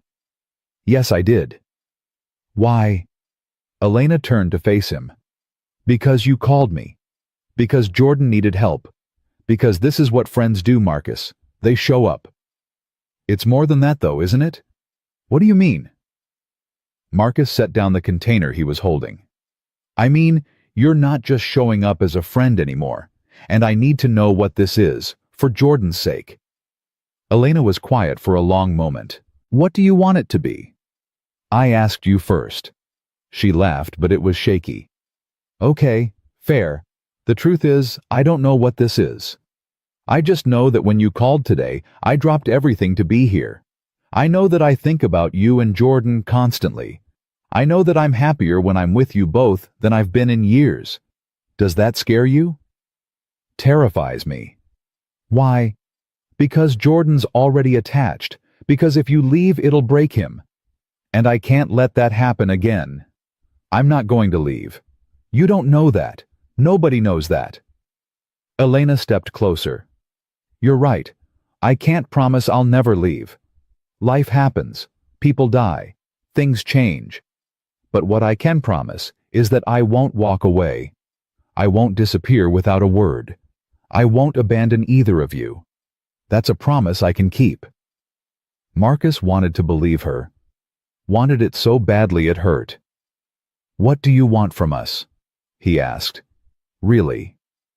I want to be part of your lives. I want to come to soccer games and school plays. I want to bring dinner when you're too tired to cook. I want Jordan to know he's got someone besides you who cares. And I want you to know that you don't have to do this alone anymore. And if I can't give you what you need, I'm not rich. I work 60 hours a week. I got a kid who comes first always. I don't need you to be rich, Marcus. I have money. What I don't have is this. She gestured around the small living room. This warmth, this realness, this feeling like I matter for who I am, not what I have. You've given me that. Both of you. Marcus ran a hand over his face. This is crazy. We barely know each other. Then let's get to know each other. No rush, no pressure. Just, let's see where it goes. He looked at her standing in his living room, this woman who'd shown up over and over, who'd held his son while he cried, who looked at him like he was worth something. Okay, he said, but slow. And if Jordan shows any signs this is hurting him, then we stop. I get it. She picked up her purse. Marcus walked her to the door. Thank you, he said, for today, for everything. Thank you for calling me, for letting me in. She started to leave, then turned back. Before Marcus could react, she kissed him. Just a brief press of lips, soft and tentative. Then she pulled away, eyes wide. I'm sorry. I shouldn't have. Marcus pulled her back and kissed her properly. She made a small sound of surprise, then melted into him. When they broke apart, they were both breathing hard. So? Elena said. That happened. Yeah. Any regrets? Marcus thought about Jordan asleep down the hall, about the risk he was taking, about all the ways this could go wrong. Then he thought about the way Elena had shown up today without being asked. The way she'd sat on Jordan's floor and shared her own pain to ease his. The way she looked at both of them like they hung the moon. No regrets, he said. Not yet. She smiled. I'll take it. After she left, Marcus locked the door and stood in the quiet house. He checked on Jordan one more time. His son was sprawled across the bed, one arm hanging off the edge, peaceful in sleep. Marcus's phone buzzed. Text from Elena. Thank you for tonight, for trusting me. Sleep well. He texted back, you too. Then he added, Jordan was right. You are kind of like a mom. 3 dots appeared, disappeared, appeared again. Then, that's the second nicest thing anyone's ever said to me. Marcus smiled. He got ready for bed, but sleep didn't come easy. His mind kept replaying the kiss. The way Elena had felt in his arms. The way she'd looked at him like he was someone worth kissing. But underneath the hope was fear. Cold and familiar. Because everyone left eventually. His parents when he was 19. His ex-wife 3 years ago. Even his friends had drifted away when things got hard. Why would Elena be different? Because she showed up? A voice in his head whispered, she keeps showing up. Marcus closed his eyes and let himself believe it. Just for tonight. Just this once. The next morning, Jordan woke up in a better mood. They made pancakes together, Jordan standing on a chair to flip them. 3 burned. 2 were perfect. They ate them anyway. Dad, Jordan said through a mouthful of syrup. Don't talk with your mouth full. Jordan swallowed. Is Ms. Elena your girlfriend? Marcus nearly dropped his fork. What makes you ask that? Because she was here late. And she brought food. And you smiled a lot. Did I? Yeah. You don't smile like that usually. Marcus set down his fork. How would you feel if she was my girlfriend? Jordan thought about this seriously. Would she come around more? Probably. Would she leave like Mom did? I don't think so. But buddy, I can't promise. I know, nobody can promise. But I think she's different, and I think you should try. When did you get so wise? Jordan grinned. I told you, I've always been wise. Marcus's phone rang. Unknown number. He answered. Is this Marcus Webb? Who's asking? My name is Jennifer Morrison. I'm Tyler's mother. Marcus's jaw tightened. What can I do for you? I wanted to apologize for what my son said to Jordan. I had a long talk with Tyler last night and he told me the truth. What he said was cruel and uncalled for. I'm so sorry. Marcus blinked, caught off guard. I appreciate that. I'm also calling to let you know that I spoke with Principal Martinez. I insisted Tyler be suspended as well. What he did was bullying and he needs to face consequences. She agreed. Thank you. Really. Jordan sounds like a good kid. Tyler's just been acting out since his father and I separated. Not an excuse, just context. Anyway, I hope Jordan's okay. He will be. Good. Again, I'm very sorry. She hung up. Marcus stood there holding the phone, processing. Jordan looked up at him. Who is that? Tyler's mom. She apologized. Really? Really? Does that mean Tyler's in trouble? Yep. Jordan considered this. Good, he should be. That afternoon, Elena texted. How's Jordan? Better. Tyler's mom called to apologize. That's good. Listen, I have something to ask. No pressure to say yes. What? My company's having a charity event next weekend. Gala type thing. I know it's not your scene, but I was wondering if you'd come. As my date, if you're comfortable with that. Marcus stared at the message. A gala. Rich people in expensive clothes talking about things he didn't understand. Everything in him wanted to say no. But then he thought about Elena showing up yesterday. About her sitting on Jordan's floor. About the kiss. She'd stepped into his world. Maybe it was time he stepped into hers. What do I wear? He texted back. Suit and tie. I'll send details. Thank you, Marcus. This means a lot. What about Jordan? Troy already offered to watch him. I may have texted him earlier to ask. Marcus couldn't help but smile. You're sneaky. I prefer to think of it as prepared. That week passed in a blur of work and nerves. Marcus owned one suit. He'd bought it for his custody hearing 3 years ago. It still fit, but barely. Troy insisted on taking him shopping. Bro, you can't show up to a gala in a suit from Men's Warehouse. Why not? Because Elena's people will eat you alive. You need armor. They ended up at a department store where everything cost more than Marcus's truck payment. Troy pulled suit after suit, holding them up, shaking his head. This is crazy, Marcus said. I can't afford any of this. Consider it an investment. How often does a man like you get to date a billionaire? We're not dating. We're just seeing where it goes. Troy raised an eyebrow. You kissed her, didn't you? How did you? Because you got that look. That I'm in trouble look. Marcus grabbed a navy suit off the rack. This one's fine. It's perfect. Try it on. The suit fit like it was made for him. Troy whistled when Marcus came out of the dressing room. Now that's what I'm talking about. Elena's not gonna know what hit her. Marcus looked at himself in the mirror. He looked different. Older. More serious. Like someone who could stand next to a billionaire and not look out of place. He bought the suit. It cost $300. He tried not to think about how many oil changes that was. Saturday evening came too fast. Marcus dropped Jordan at Troy's, then went home to get ready. He showered, shaved, put on the new suit, stared at himself in the mirror, and felt like an imposter. His phone buzzed. Elena. Car's outside. You ready? Marcus looked at his reflection one more time.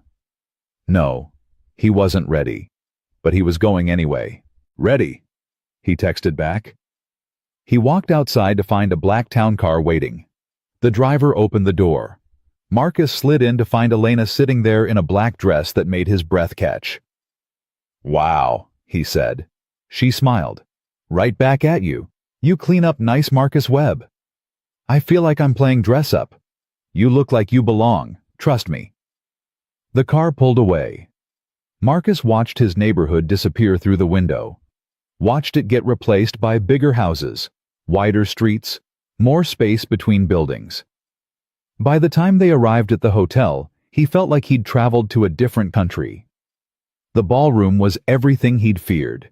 Crystal chandeliers, women in gowns that cost more than his yearly salary, men in tuxedos talking about hedge funds and market corrections.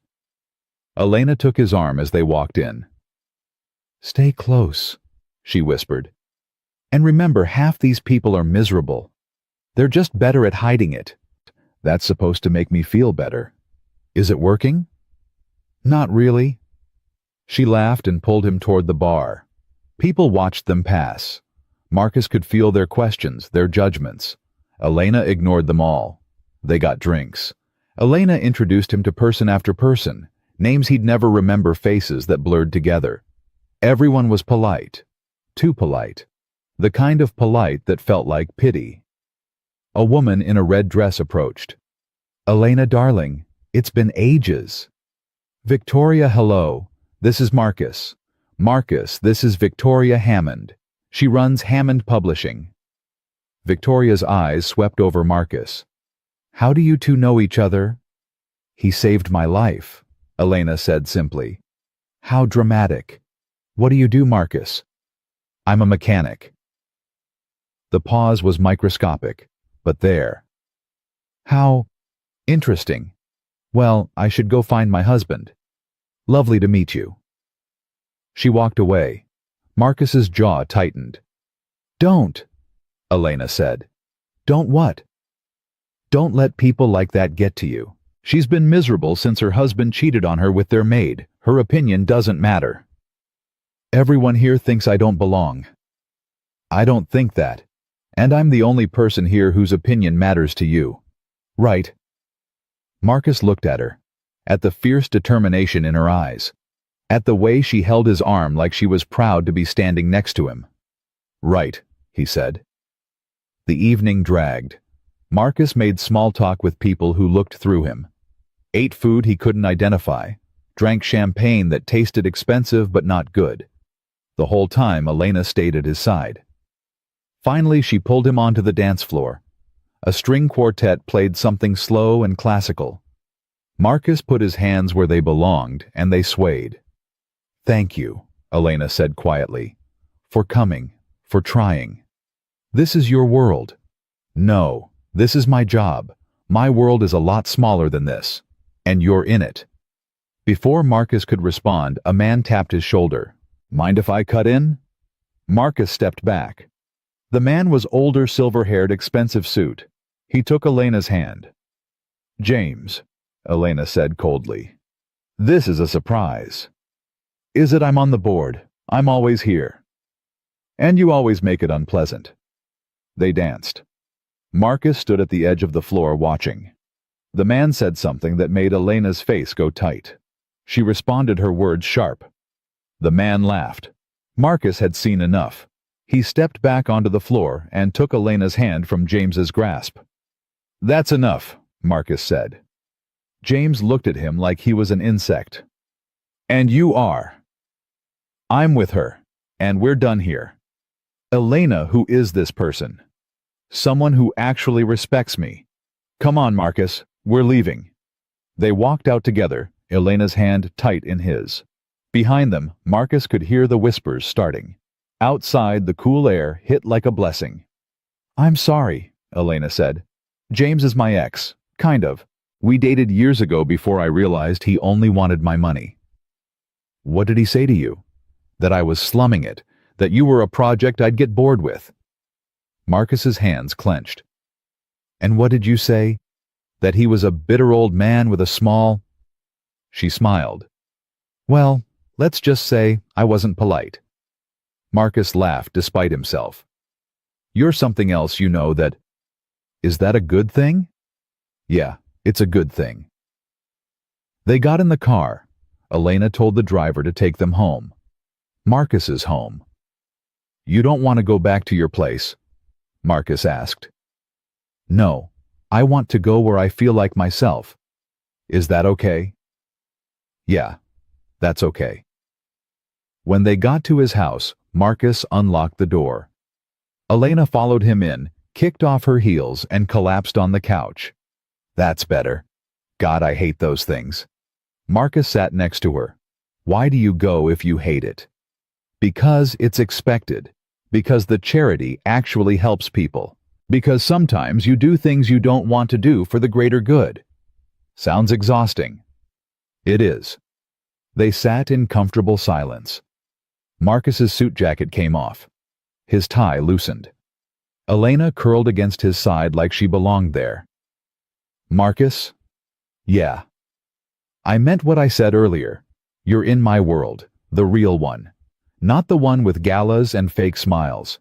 This, right here, this is my world. Marcus put his arm around her. Good. Because I don't think I can do another one of those events. Deal. No more galas unless absolutely necessary. What's absolutely necessary? Life or death. Literal life or death. Marcus smiled. He kissed the top of her head. She tilted her face up and kissed him properly. The kiss deepened. Time stopped. When they broke apart, Elena whispered, I should go get Jordan from Troy's. It's late. I can get him in the morning. You sure? Yeah, stay a while. So she did. They stayed on the couch talking until midnight about everything and nothing. About Elena's father who built an empire but never told her he loved her. About Marcus's parents who died too young. About dreams they'd given up and dreams they still held. Eventually, Elena fell asleep against his shoulder. Marcus watched her breathe this woman who'd walked into his life and turned it upside down. This woman who made him believe in possibilities again. He didn't wake her. Just held her and let himself imagine a future where this was normal. Where she was always here. Where they were a family. It was a dangerous thing to imagine. But for tonight, he let himself have it. Just for tonight. Morning came too fast. Marcus woke to find Elena still asleep against him, her makeup smudged, her hair falling loose from whatever fancy thing she'd done to it. She looked younger like this, more real. He shifted carefully, trying not to wake her, but her eyes opened. What time is it? She mumbled. 7:30. I need to get Jordan. I'll come with you. They drove to Troy's in Marcus's truck. Elena still wore her gala dress, which got them some looks at the red light on Peachtree. She didn't seem to care, just sat there with her hand on Marcus's knee like it was the most natural thing in the world. Troy opened the door in sweatpants and a t-shirt that said, World's Okayest Chef. His eyes went wide when he saw Elena. Did you two just... No, Marcus said quickly. We just talked. In a ball gown. It's a long story. Jordan appeared behind Troy, still in his pajamas. Dad, Ms. Elena. Did you have fun at the party? We did, Elena said. How was your sleepover? Troy let me stay up until midnight, and we watched 3 movies and ate popcorn for dinner. Marcus looked at Troy. Really? Troy shrugged. He's 8. He'll survive. They collected Jordan's things and headed home. Jordan chattered the whole way about the movies they'd watched, about how Troy had taught him to make scrambled eggs, about how he'd beaten Troy at Mario Kart twice. Elena listened with the kind of attention that made Jordan glow. At home, Elena finally changed into some of Marcus's clothes. She looked ridiculous swimming in his old Georgia Tech t-shirt and sweatpants rolled up 3 times. Jordan laughed so hard he nearly fell over. You look like a kid playing dress-up, Jordan said. I feel like it too, Elena admitted. Marcus made breakfast. Actual breakfast, not just cereal. Eggs, bacon toast. They ate at the kitchen table, Jordan still going on about his sleepover, and Marcus felt that dangerous feeling again. The one that said, this could be forever. After breakfast, Elena's phone rang. She looked at the screen and her expression changed. I have to take this. Excuse me. She walked into the living room. Marcus could hear her voice, professional, and clipped, nothing like the soft tone she'd used with Jordan moments before. He started washing dishes. Jordan dried.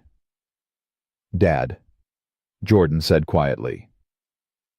Is Ms. Elena going to stay, like, for real? I don't know, buddy. But you want her to. Marcus looked at his son. Yeah, I do. But that's complicated. Because she's rich. Because she's got her own life. A big life. And I don't know if we fit in it long term. We fit pretty good right now. Marcus smiled. Yeah, we do. Elena came back in. Her face was tight. Everything okay? Marcus asked. There's a problem at work. I need to go handle it. On a Sunday. Running a company doesn't really have days off. She looked at Jordan. I'm sorry, kiddo. I'll make it up to you, okay? That's okay, Ms. Elena. I understand. She kissed the top of his head, then turned to Marcus. Walk me out. Outside, Elena leaned against her car. The morning sun was bright, and she squinted against it. I'm sorry, she said. I wanted to spend the day with you both. You've got responsibilities. I get it. Do you? Because I feel like I'm always leaving, always choosing work over this. You've been here more than you haven't. But what happens when it's not enough?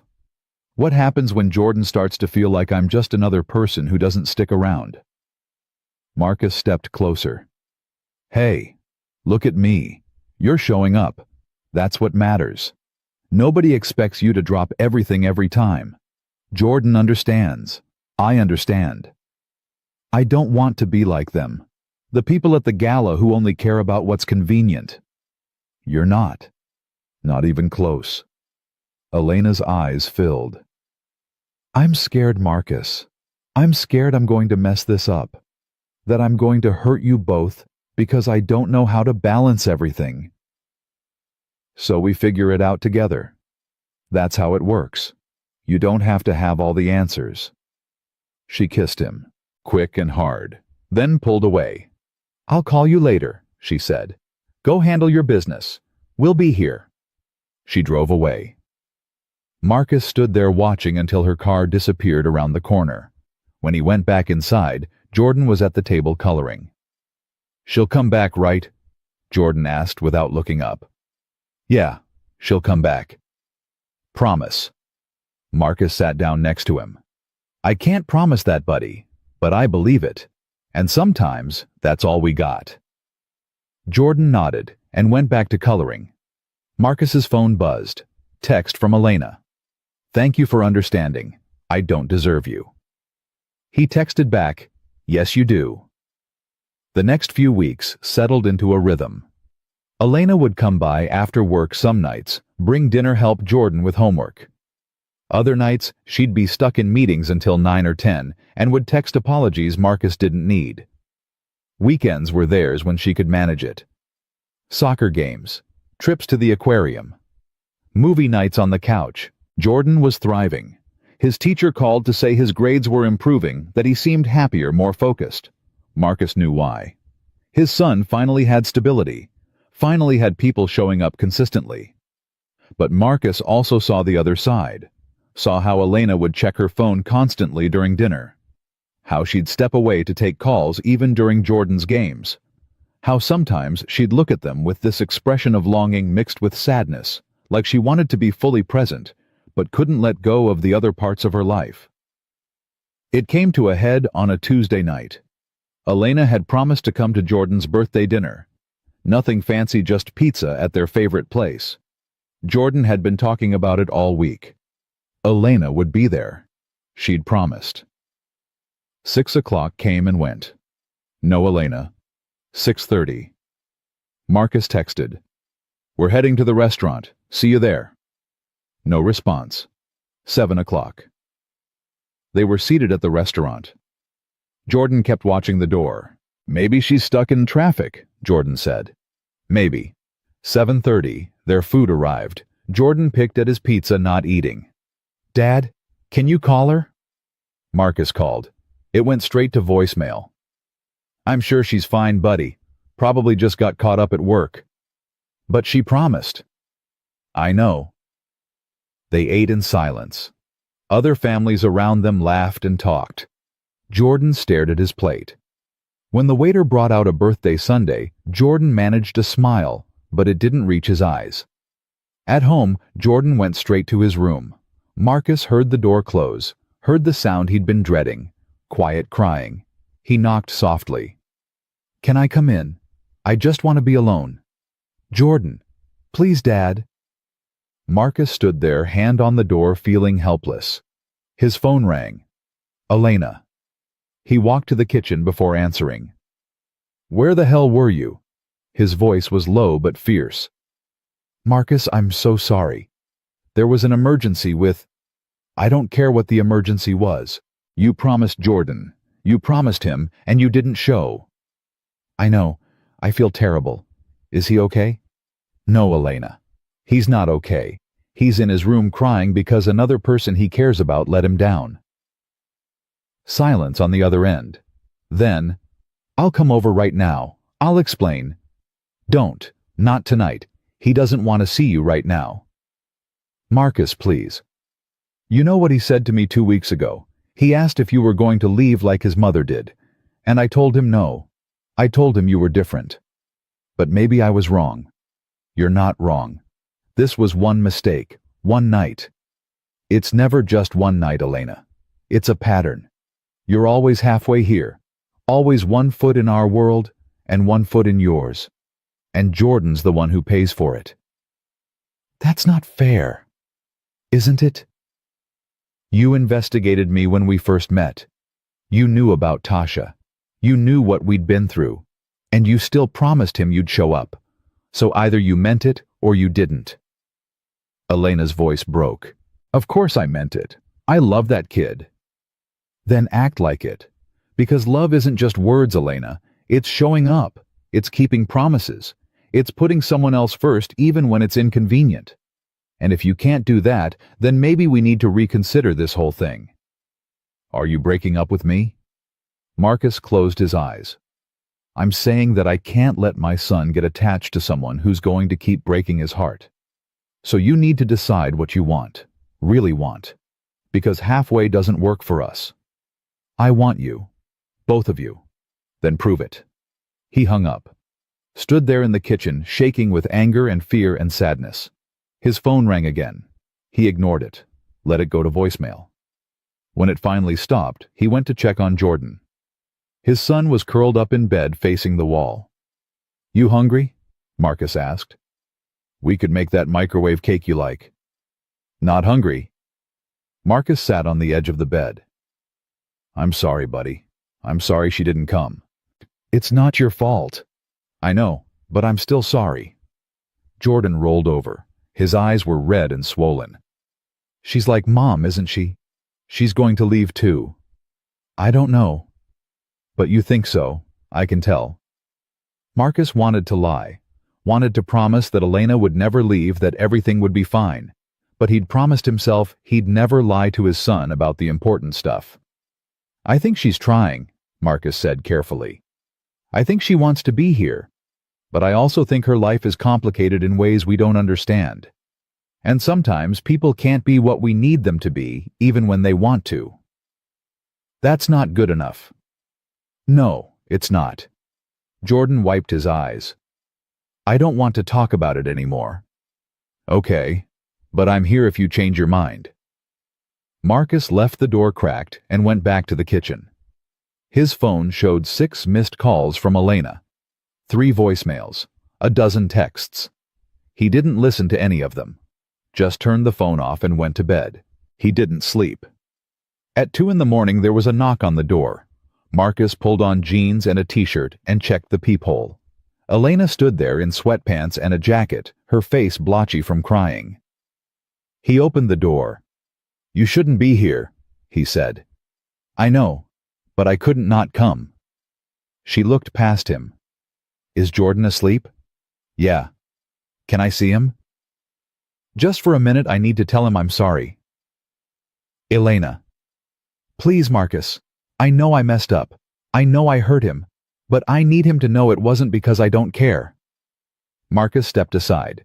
She walked past him down the hall. Marcus followed. She pushed open Jordan's door carefully. Jordan was asleep, curled around his pillow. Elena knelt beside the bed. Marcus stayed in the doorway. "Hey, Jordan," she whispered. "I know you can't hear me, but I need to say this anyway. I'm sorry. I'm so sorry I wasn't there tonight.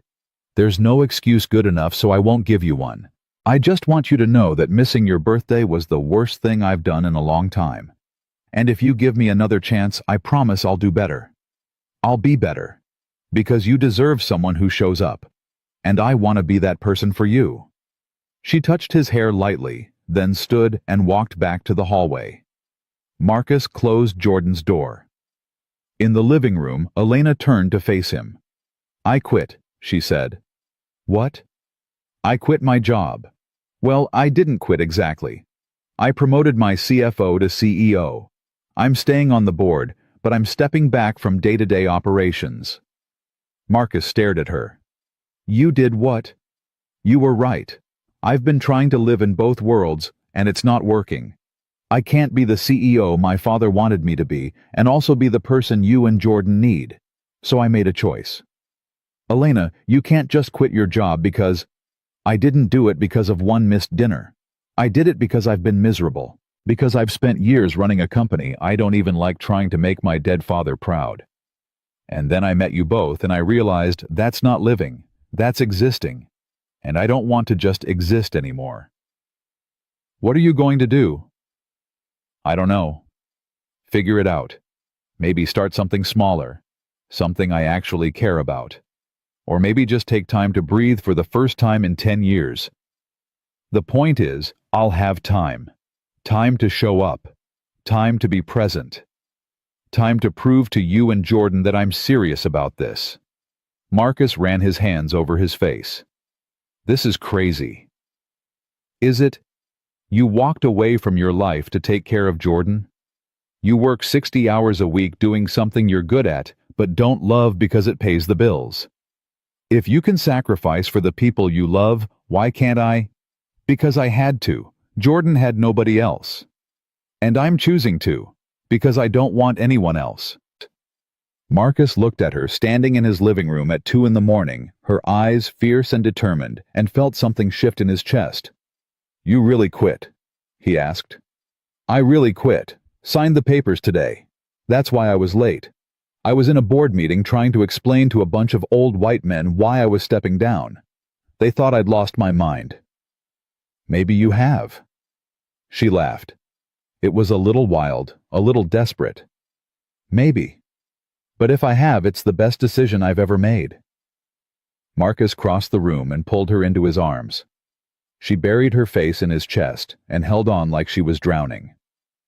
"Don't make me regret believing in you," he said quietly. "I won't. I promise." "You promised Jordan you'd be at his birthday." "I know, and I broke that promise, but I won't break another one. Not to him, not to you."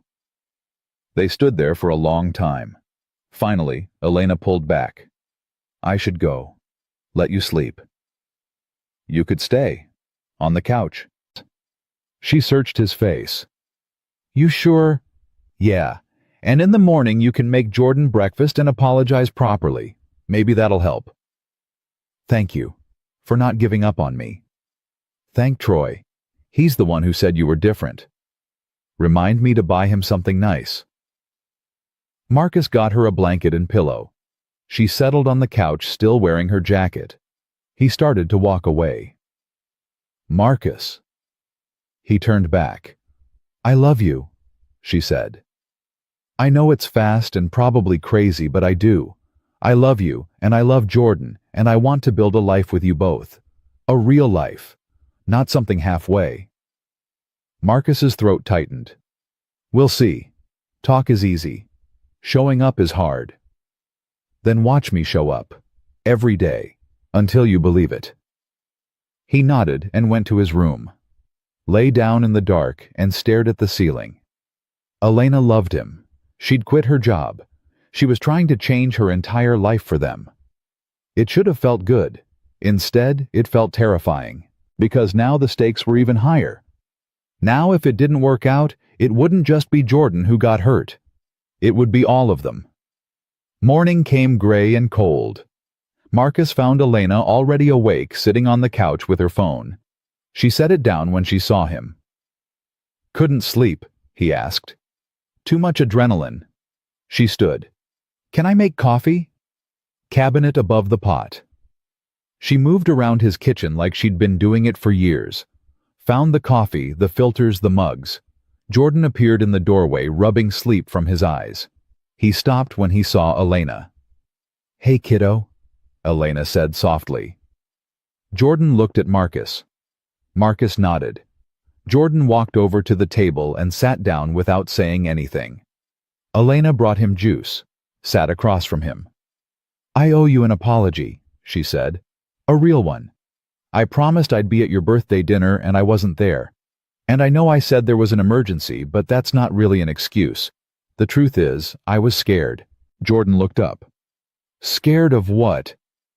"Scared of messing this up, of letting you down, of proving that I'm not good enough to be in your life. And then I went ahead and did exactly what I was afraid of. I messed up and I let you down, and I proved myself right." "Pretty stupid, huh?" Jordan's lip trembled. "I thought you were like my mom, that you didn't really want to be here." Elena's eyes filled. "Oh, Jordan, that's the furthest thing from the truth. I want to be here more than anything. That's why I quit my job." "You did?" "I did.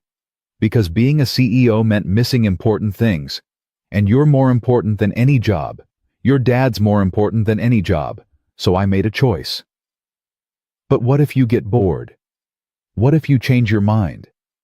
Elena reached across the table and took his hand. "Then I'll be honest with you. I won't just disappear. I won't leave a note and vanish. I promise you that. Even if things get hard or complicated, I'll talk to you about it. Okay?" Jordan looked at Marcus again. Marcus came over and sat down next to him. "What do you think, buddy?" Marcus asked. Jordan was quiet for a long time. Then, "I think everybody deserves a second chance. Even Ms. Elena." Elena let out a sound between a laugh and a sob. "Thank you. I won't waste it." They had breakfast together.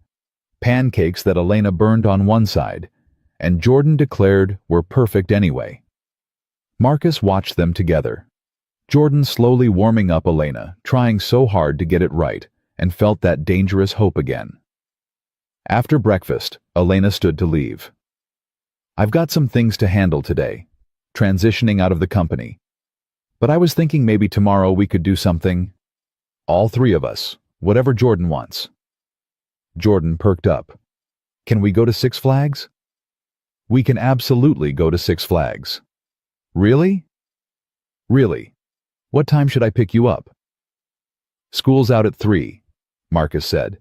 "Then I'll be here at 3:15, and Jordan, I won't be late." "Okay." Elena kissed Marcus goodbye at the door. "Thank you for the second chance." "Don't thank me yet. You've got to earn it." "I will. Watch me." She left. Marcus closed the door and turned to find Jordan watching him with knowing eyes. "You love her, don't you, Dad?" Marcus sighed. "Yeah, I think I do."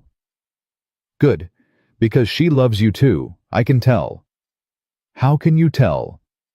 "Because she looks at you the way you look at me, like you're the most important thing in the world." Marcus pulled his son into a hug. "When did you get so smart about this stuff?" "I've been watching. I see things." That night after Jordan was asleep, Marcus's phone rang. Unknown number. He almost didn't answer. "Hello. Is this Marcus Webb? Who's asking?" "My name is Tasha Robinson. I think you know my son, Jordan." Marcus's blood went cold. "What do you want?" "I want to talk about custody. I've been getting my life together, and I think it's time Jordan and I had a relationship." "You walked out 3 years ago. You don't get to just walk back in." "I'm his mother, Marcus. I have rights. You gave up those rights when you left." Not legally. I still have joint custody. I never signed it away. Marcus felt the world tilt. What are you really after, Tasha? I told you. I want my son. You want money. You saw the pictures of me with Elena, didn't you? You think I'm suddenly rich? Silence. Then, I saw them. And I think Jordan deserves better than some gold digger using his father. Elena's not. Marcus stopped, took a breath. You don't know anything about her, or us. I know she's a billionaire. I know you're still working at that garage, and I know that kind of money changes people. I'm just looking out for Jordan. By trying to take him from the only stable home he's known. By giving him options. Look, Marcus, I don't want to fight. I just want to see my son. We can do this the easy way or the hard way. The hard way, then. Because you're not getting near him without a court order. Fine. You'll be hearing from my lawyer. She hung up. Marcus stood there holding the phone, his heart racing. Tasha was back. After 3 years of silence, she was back. And she wanted Jordan. He looked down the hall at his son's closed door, at the life they'd built together, at the fragile happiness they'd finally found. And he knew it was all about to fall apart.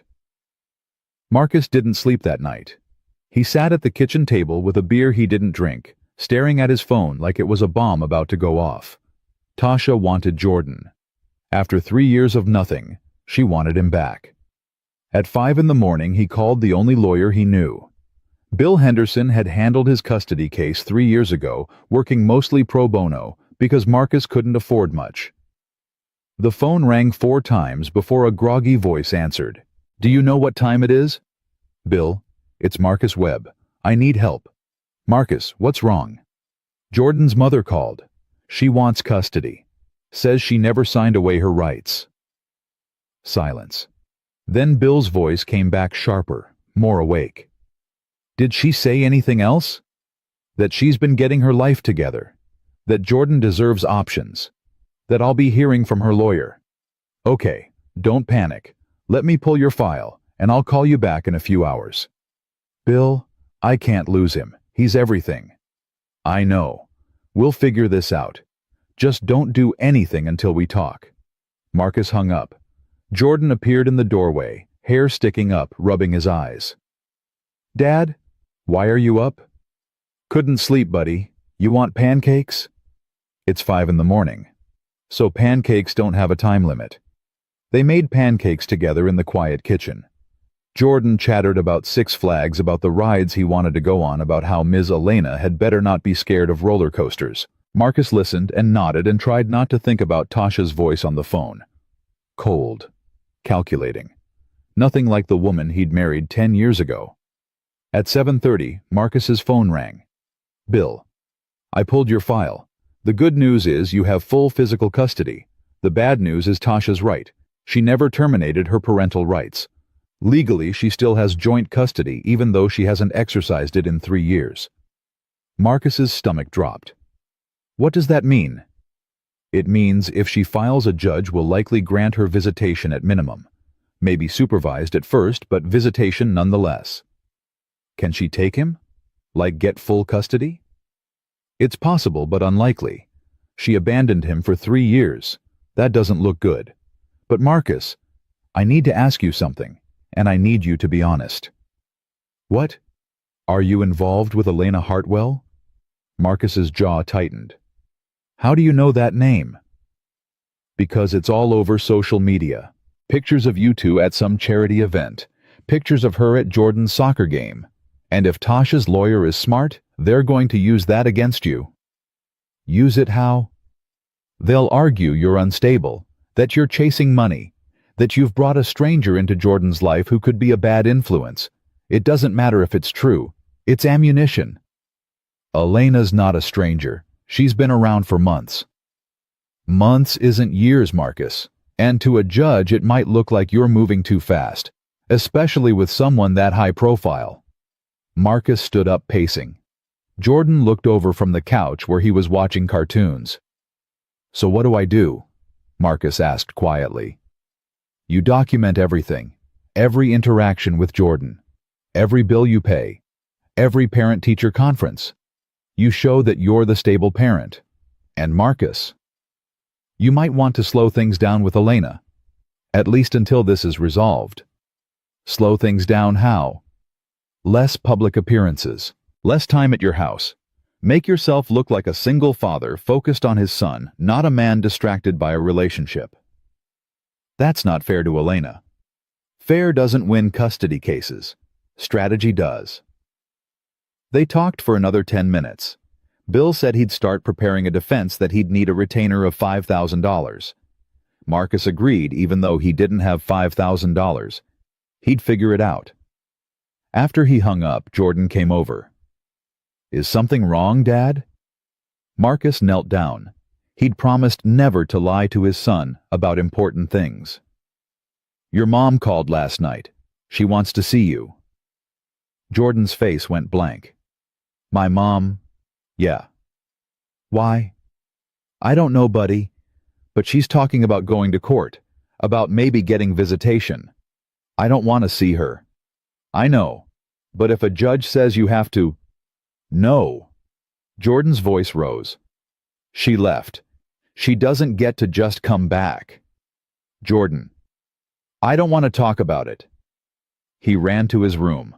The door slammed. Marcus stood there feeling helpless. His phone buzzed. "Elena." "Good morning, still on for Six Flags today?" He stared at the message. Bill's words echoed in his head. "You might want to slow things down with Elena." He typed, "Can we rain check?" Something came up with Jordan. 3 dots appeared. "Is everything okay?" "Not really. Can I call you later?" "Of course. I'm here if you need me." Marcus set the phone down, went to Jordan's room. His son was face down on the bed, shoulders shaking. "Hey," Marcus said softly. "Can we talk? She's going to take me away, isn't she?" "No, I won't let that happen." "But what if the judge makes you— What if I have to go live with her?" Marcus sat on the edge of the bed. "That's not going to happen. You're staying with me, I promise."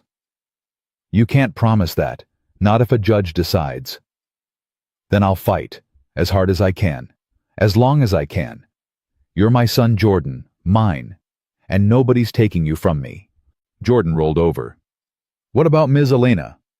What about her? Will she still want to be around? If there's going to be court stuff and drama—" It was the same question Marcus had been asking himself. "I don't know. We'll find out." That afternoon, Marcus called Elena. She answered on the first ring. "Hey, is Jordan okay? Can you come over? I need to talk to you about something." "I'll be there in 20 minutes." She showed up in 18. Marcus let her in. Jordan was in his room with the door closed, music playing loud enough that Marcus knew he was trying to drown out the world. Elena sat on the couch. Marcus stayed standing. "Tasha called last night. She wants custody." Elena's face went pale. "What?" "She saw the pictures of us. She thinks I'm suddenly rich or something. And she's using you as ammunition, saying I'm unstable, that I'm chasing money, that I've brought a stranger into Jordan's life." "I'm not a stranger." "I know that. But to a judge, we've been together a few months. That's nothing." Elena stood up. "What are you saying?" "I'm saying my lawyer thinks we should cool it, at least publicly, at least until this is resolved." "Cool it, Marcus, I just quit my job. I just made this huge commitment to you and Jordan." "I know, and I appreciate that. But Jordan comes first. He has to come first." "I'm not asking to come before him. I'm asking to stand beside you while you fight for him. And if standing beside me is what makes me lose him—" Elena stepped back like he'd slapped her. "You think I'm going to cost you your son? I think a judge might see it that way. A mechanic dating a billionaire, moving too fast, bringing someone into Jordan's life who could disappear at any moment. It doesn't look good." "I'm not going to disappear." "You already did. You missed his birthday, remember?" The words came out harsher than Marcus intended.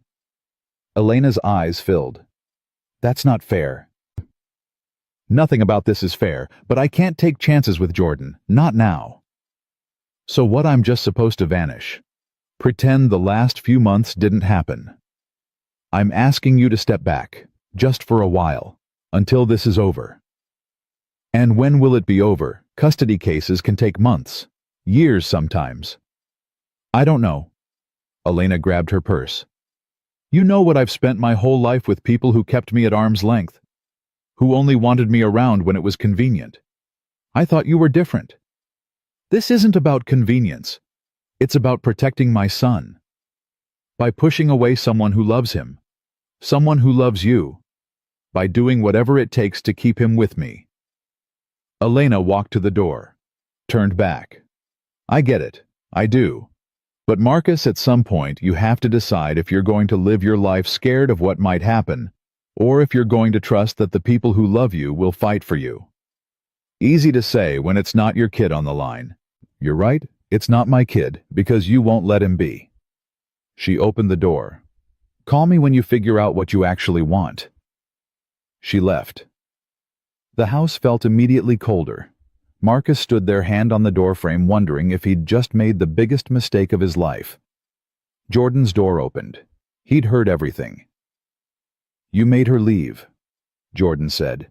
I had to protect you. I don't need protection from her. I need protection from Mom, and you just sent away the only person who was helping. Jordan. No. You always say family is the people who show up. Miss Elena showed up, over and over, and you sent her away because you're scared.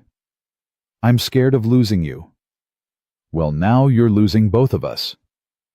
Jordan went back in his room. The door closed. Marcus sank onto the couch. His phone buzzed. Text from Bill. Tasha's lawyer filed this morning. Court date is in 6 weeks. Start gathering documentation. 6 weeks. He had 6 weeks to prove he was the better parent. 6 weeks to keep his son. 6 weeks that he'd have to do alone because he'd just pushed away the one person who could help.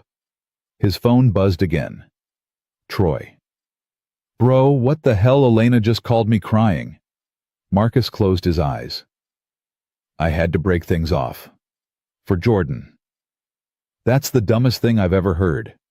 Her lawyer said, I don't care what her lawyer said. You don't push away good people because you're scared. You hold on to them tighter. You don't understand. I understand that you've been alone so long you've forgotten what it's like to have someone in your corner. Elena quit her job for you. She changed her whole life. And you threw it away because of what? Because Tasha might use it in court. Yes. Then you're a fool. Because Tasha's going to come at you no matter what. At least with Elena, you'd have support, resources. Someone who loves that kid almost as much as you do. Almost isn't enough. No, but it's more than nothing, which is what you've got now. Troy hung up.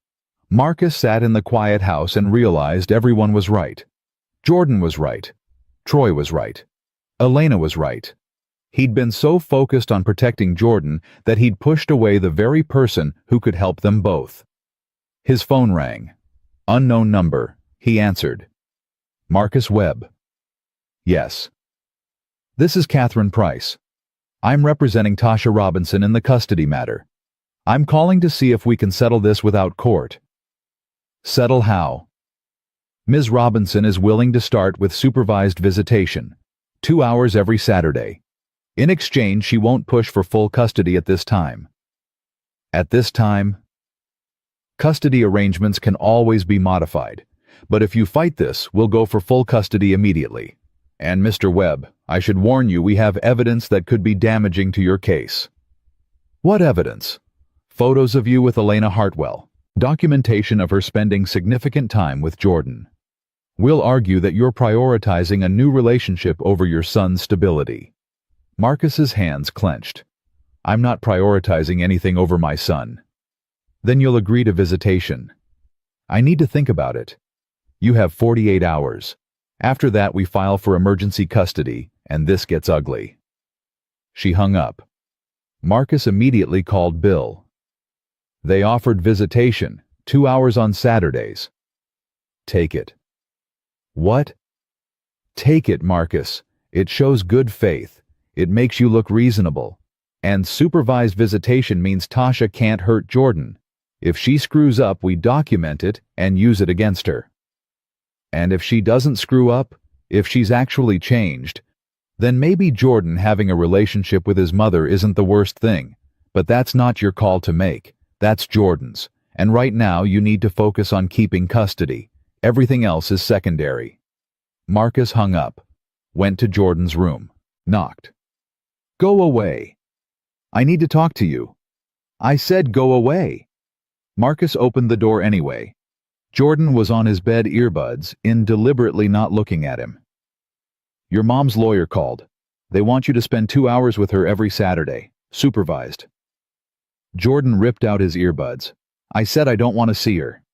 I know, but if we don't agree, they're going to fight for full custody. And buddy, I can't risk that.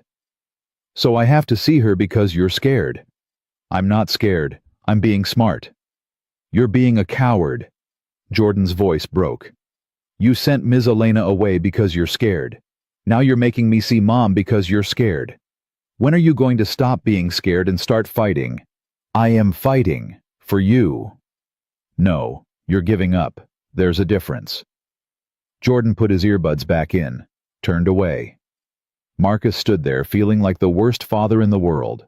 That night he couldn't eat, couldn't sleep, just sat on the back steps with a beer and stared at nothing. His phone buzzed.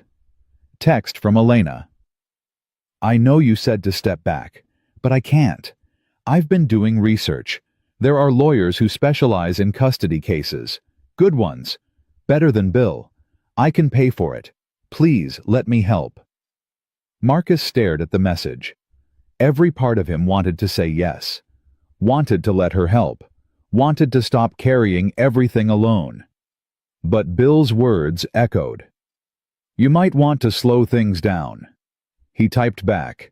I appreciate it, but I have to handle this myself. 3 dots appeared. Disappeared. Appeared again. Then, okay, but I'm not going anywhere. When you're ready, I'll be here. Marcus set the phone down, finished his beer, got another one, sat there until the sky started to lighten and he had to go wake Jordan for school. The next 6 weeks were hell. Jordan went to his first supervised visit with Tasha. Came back quiet and withdrawn. Wouldn't talk about it. The second visit was worse. He cried the whole drive there and the whole drive back. She kept saying she was sorry, Jordan said. That she wanted another chance. That she loved me. What did you say? Nothing. What am I supposed to say? That I believe her? I don't. Marcus pulled the truck over. You don't have to believe her. You don't have to forgive her. You just have to get through these visits until the court date. And then what? Then hopefully the judge sees that you belong with me. What if he doesn't? Marcus couldn't answer that. At work, he was a wreck. Made mistakes, forgot appointments. Troy covered for him when he could, but even Troy's patience had limits. You look like death, Troy said one afternoon. When's the last time you ate? I don't remember. Marcus, you can't help Jordan if you fall apart. I'm not falling apart. You're barely holding on, and you know what would help, calling Elena. I can't. Why not? Because I don't deserve her help. Not after what I said. Troy grabbed his shoulders. Listen to me. That woman loves you. She loves Jordan. She's been texting me every day asking how you both are. She wants to be here. You're the one keeping her away. The court date is in 2 weeks. After that? After that, what? You'll apologize and expect her to take you back. Life doesn't work like that, man. Sometimes, you only get one chance. The court date arrived on a Tuesday. Marcus wore his custody hearing suit. Jordan wore khakis and a button-down shirt that he hated. They met Bill at the courthouse. Remember, Bill said, answer questions directly. Don't get emotional. Show the judge you're stable and focused on Jordan's best interests. Inside the courtroom, Tasha sat with her lawyer. She'd cleaned up, hair done, nice dress, makeup that made her look younger. When she saw Jordan, she smiled. Jordan looked away. The judge was a woman in her 50s with sharp eyes. Judge Martinez. She reviewed the file. This is a custody modification hearing. Ms. Robinson is seeking increased visitation with the eventual goal of joint physical custody. Mr. Webb opposes. Ms. Price, you may call your first witness. Tasha took the stand. Her lawyer walked her through her story. She'd been depressed after Jordan's birth, had struggled with addiction, had left to get help. Now she'd been sober for 18 months, had a job, an apartment, a sponsor. She wanted to be in her son's life. And why now? The judge asked. Why after 3 years? Because I was ashamed. Because I thought Jordan was better off without me. But I've learned in recovery that running from your problems doesn't fix them. And Jordan deserves a mother who shows up. I want to be that mother. It was a good answer. Too good. Marcus saw the judge's expression soften. Bill cross-examined, but there wasn't much to work with. Tasha had done everything right. Treatment. Therapy. 12-step meetings. She'd built a case for herself. Then it was Marcus's turn. Bill walked him through his history with Jordan. 3 years of solo parenting, never missed a game, never missed a conference, worked 60-hour weeks to keep food on the table. And what about your relationship with Elena Hartwell? Tasha's lawyer asked on cross-examination. Marcus's stomach dropped. What about it? You've been seeing her for several months, correct? Yes. And she's a billionaire. I don't see how that's relevant. Mr. Webb, please answer the question. Yes, she has money. Substantial money, which you don't have. Isn't it true that Ms. Hartwell has been supporting you financially? No, that's not true. She hasn't paid for things, meals, activities with your son. She's paid for some meals, as a friend would. A friend? Is that what you call someone you've been photographed kissing outside your home? Bill stood. Objection. Relevance. Your Honor. Tasha's lawyer said smoothly, we're trying to establish that Mr. Webb has brought an unstable relationship into Jordan's life. Someone who comes and goes. Someone who might be using him for publicity or charity. This speaks to his judgment as a parent. I'll allow it, the judge said. Mr. Webb, answer the question. Marcus's hands clenched. Elena and I were dating. We're not anymore. I ended things because I wanted to focus on Jordan during this case. How convenient. And when did you end things? 6 weeks ago. Right after Ms. Robinson filed for custody. Yes. So you pushed away someone you claimed to care about because you thought it would help your case. Does that sound like stable judgment to you? I did what I thought was right for my son. Or you did what you thought would look good to a judge. Bill objected again. The judge sustained it. But the damage was done. Marcus could see it in her face. The judge called a recess. In the hallway, Bill pulled Marcus aside. That didn't go great. I know. But we still have Jordan's testimony. If he tells the judge he wants to stay with you, that carries weight. He's 8 years old. You're going to put him on the stand. Unless you have a better idea. Marcus didn't. They reconvened. The judge called Jordan forward. He looked so small in the witness box. Marcus wanted to run up there and pull him out, protect him from all of this. The judge's voice was gentle. Jordan, I know this is scary, but I need to ask you some questions. Is that okay? Jordan nodded.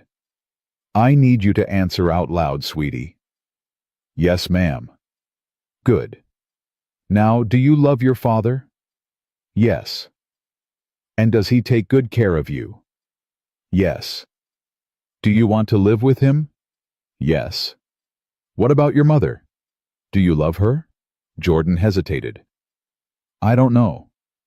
That's okay. Do you want to spend time with her? No. Why not?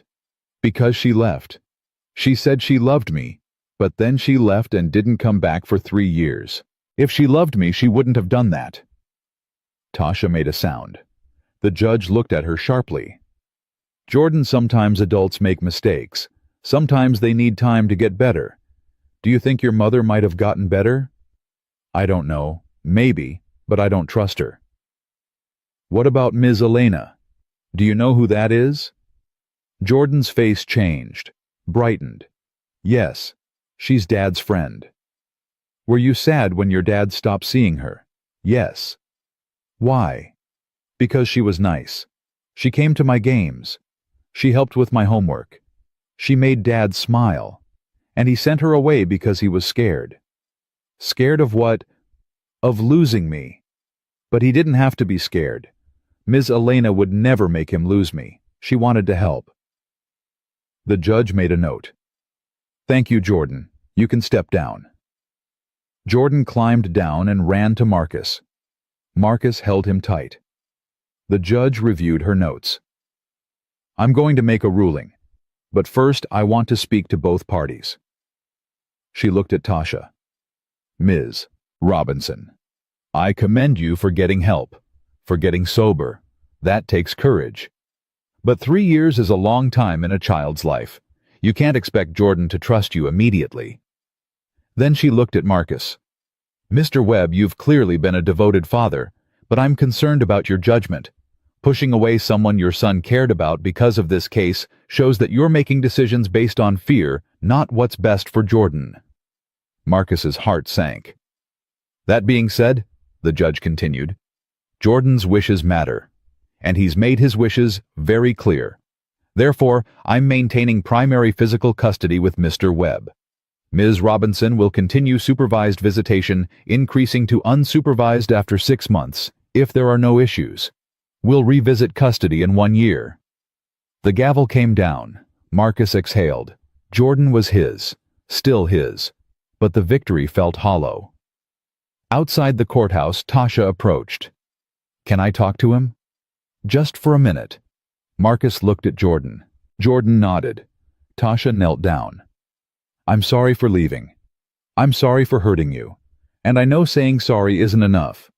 But I'm going to keep showing up every Saturday, and maybe someday you'll believe that I mean it. Maybe, Jordan said, but not today.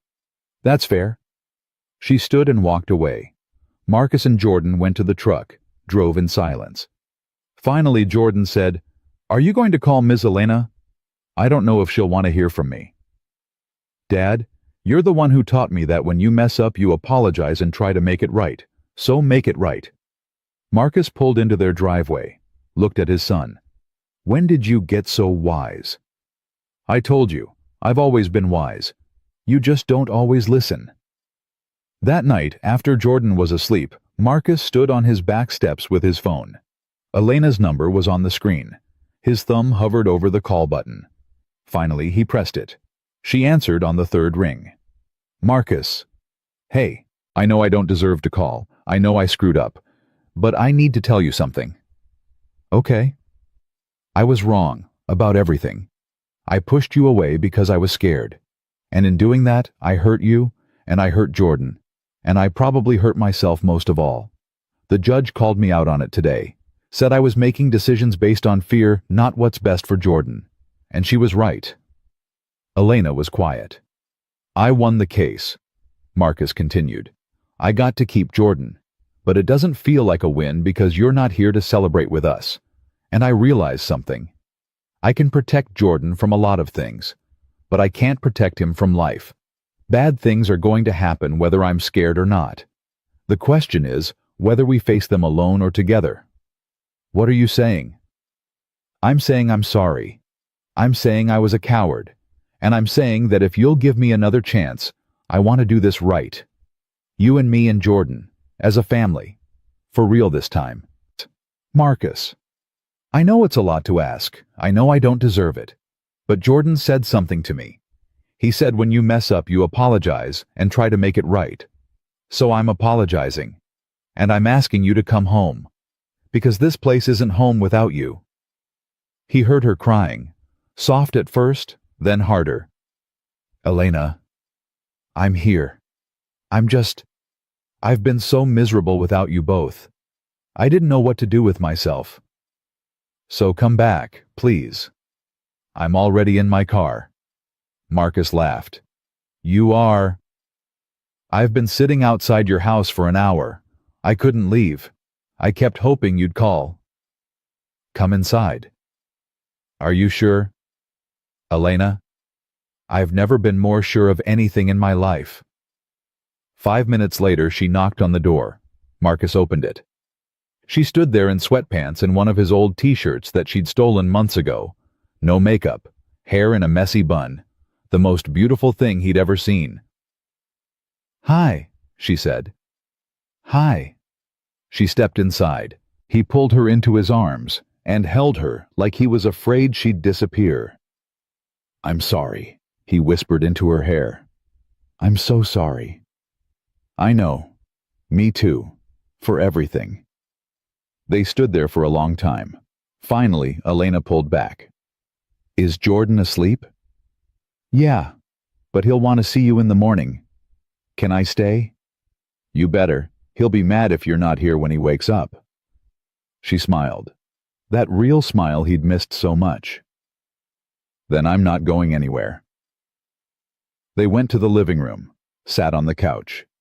Elena curled against his side like she'd never left. So what now? She asked. Now we figure it out. Together. No more pushing people away. No more making decisions based on fear. We just live our lives and trust that it'll work out. That simple?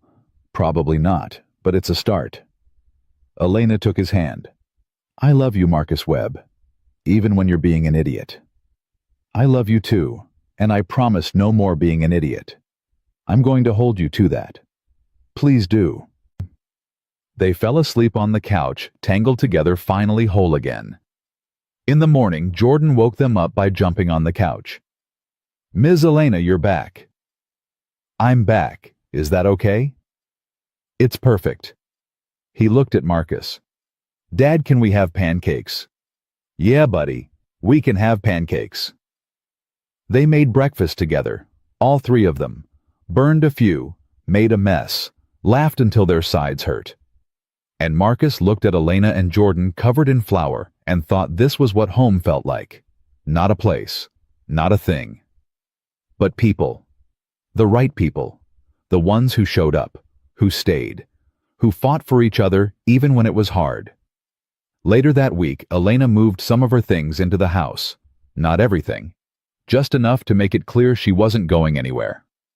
Jordan helped her unpack, chattering about where things should go, acting like this was the most exciting thing that had ever happened. Tasha called that Saturday to confirm the visitation.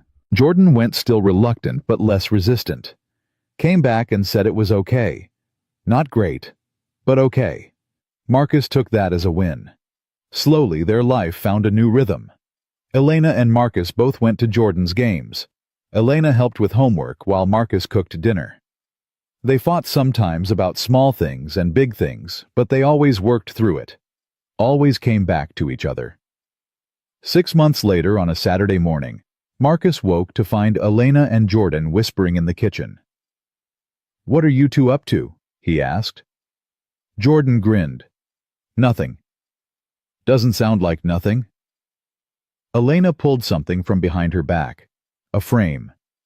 Inside was a picture of the three of them at Jordan's last soccer game, covered in grass stains and sweat and smiles. Jordan had an idea, Elena said. What kind of idea? Jordan stepped forward. I want Ms. Elena to be my mom. Like for real. Can she adopt me? Marcus looked at Elena. She was crying. Is that what you want? Marcus asked her. More than anything. Marcus knelt down in front of Jordan. You're sure about this? I'm sure. She's already my mom in all the ways that matter. I just want it to be official. Marcus stood and pulled them both into a hug. His family, complete at last. 3 months later, they stood in a courtroom. A different judge, a different purpose. This time when the gavel came down, it was to make Elena officially Jordan's mother. Jordan threw his arms around her. Hi, Mom, Elena sobbed. Hi, baby. Marcus watched them and felt his heart expand in ways he didn't know were possible. This was what showing up looked like. This was what family meant. Not blood, not obligation, but choice. Every single day choosing each other, choosing to stay, choosing love, even when it was terrifying. Outside the courthouse, Troy was waiting with a banner that said, "Congratulations on your new mom." Jordan laughed so hard he snorted. "You're embarrassing," Jordan said. "That's what uncles do," Troy replied. They went to dinner, celebrated properly this time. No missed birthdays, no emergencies. Just them, together, exactly where they belonged. That night, after Jordan was asleep, Elena and Marcus sat on the back steps, the same place Marcus had sat so many nights alone. But he wasn't alone anymore. "Thank you," Elena said. "For what?" "For calling me that night. For giving me another chance. For letting me be part of this. Thank you for not giving up on us. For showing up even when I pushed you away." She leaned her head on his shoulder. "We're pretty good at this, aren't it?" "At what?" "Being a family." Marcus kissed the top of her head. "Yeah, we really are." And as they sat there under the stars, Marcus thought about the night at that party.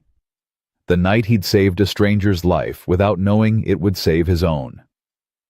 Without knowing that one act of courage would lead to this.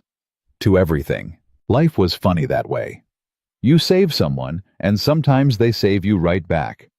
You open a door just a crack, and suddenly the whole world walks through. You take a chance on love, even when every part of you screams to run, and you find out that the scary thing wasn't love at all. It was living without it. Marcus had lived without it for 3 years. And now that he had it back, he was never letting go. Not of Elena, not of Jordan. Not of this life they'd built together from broken pieces and second chances and the simple act of showing up. This was home. This was family. This was everything.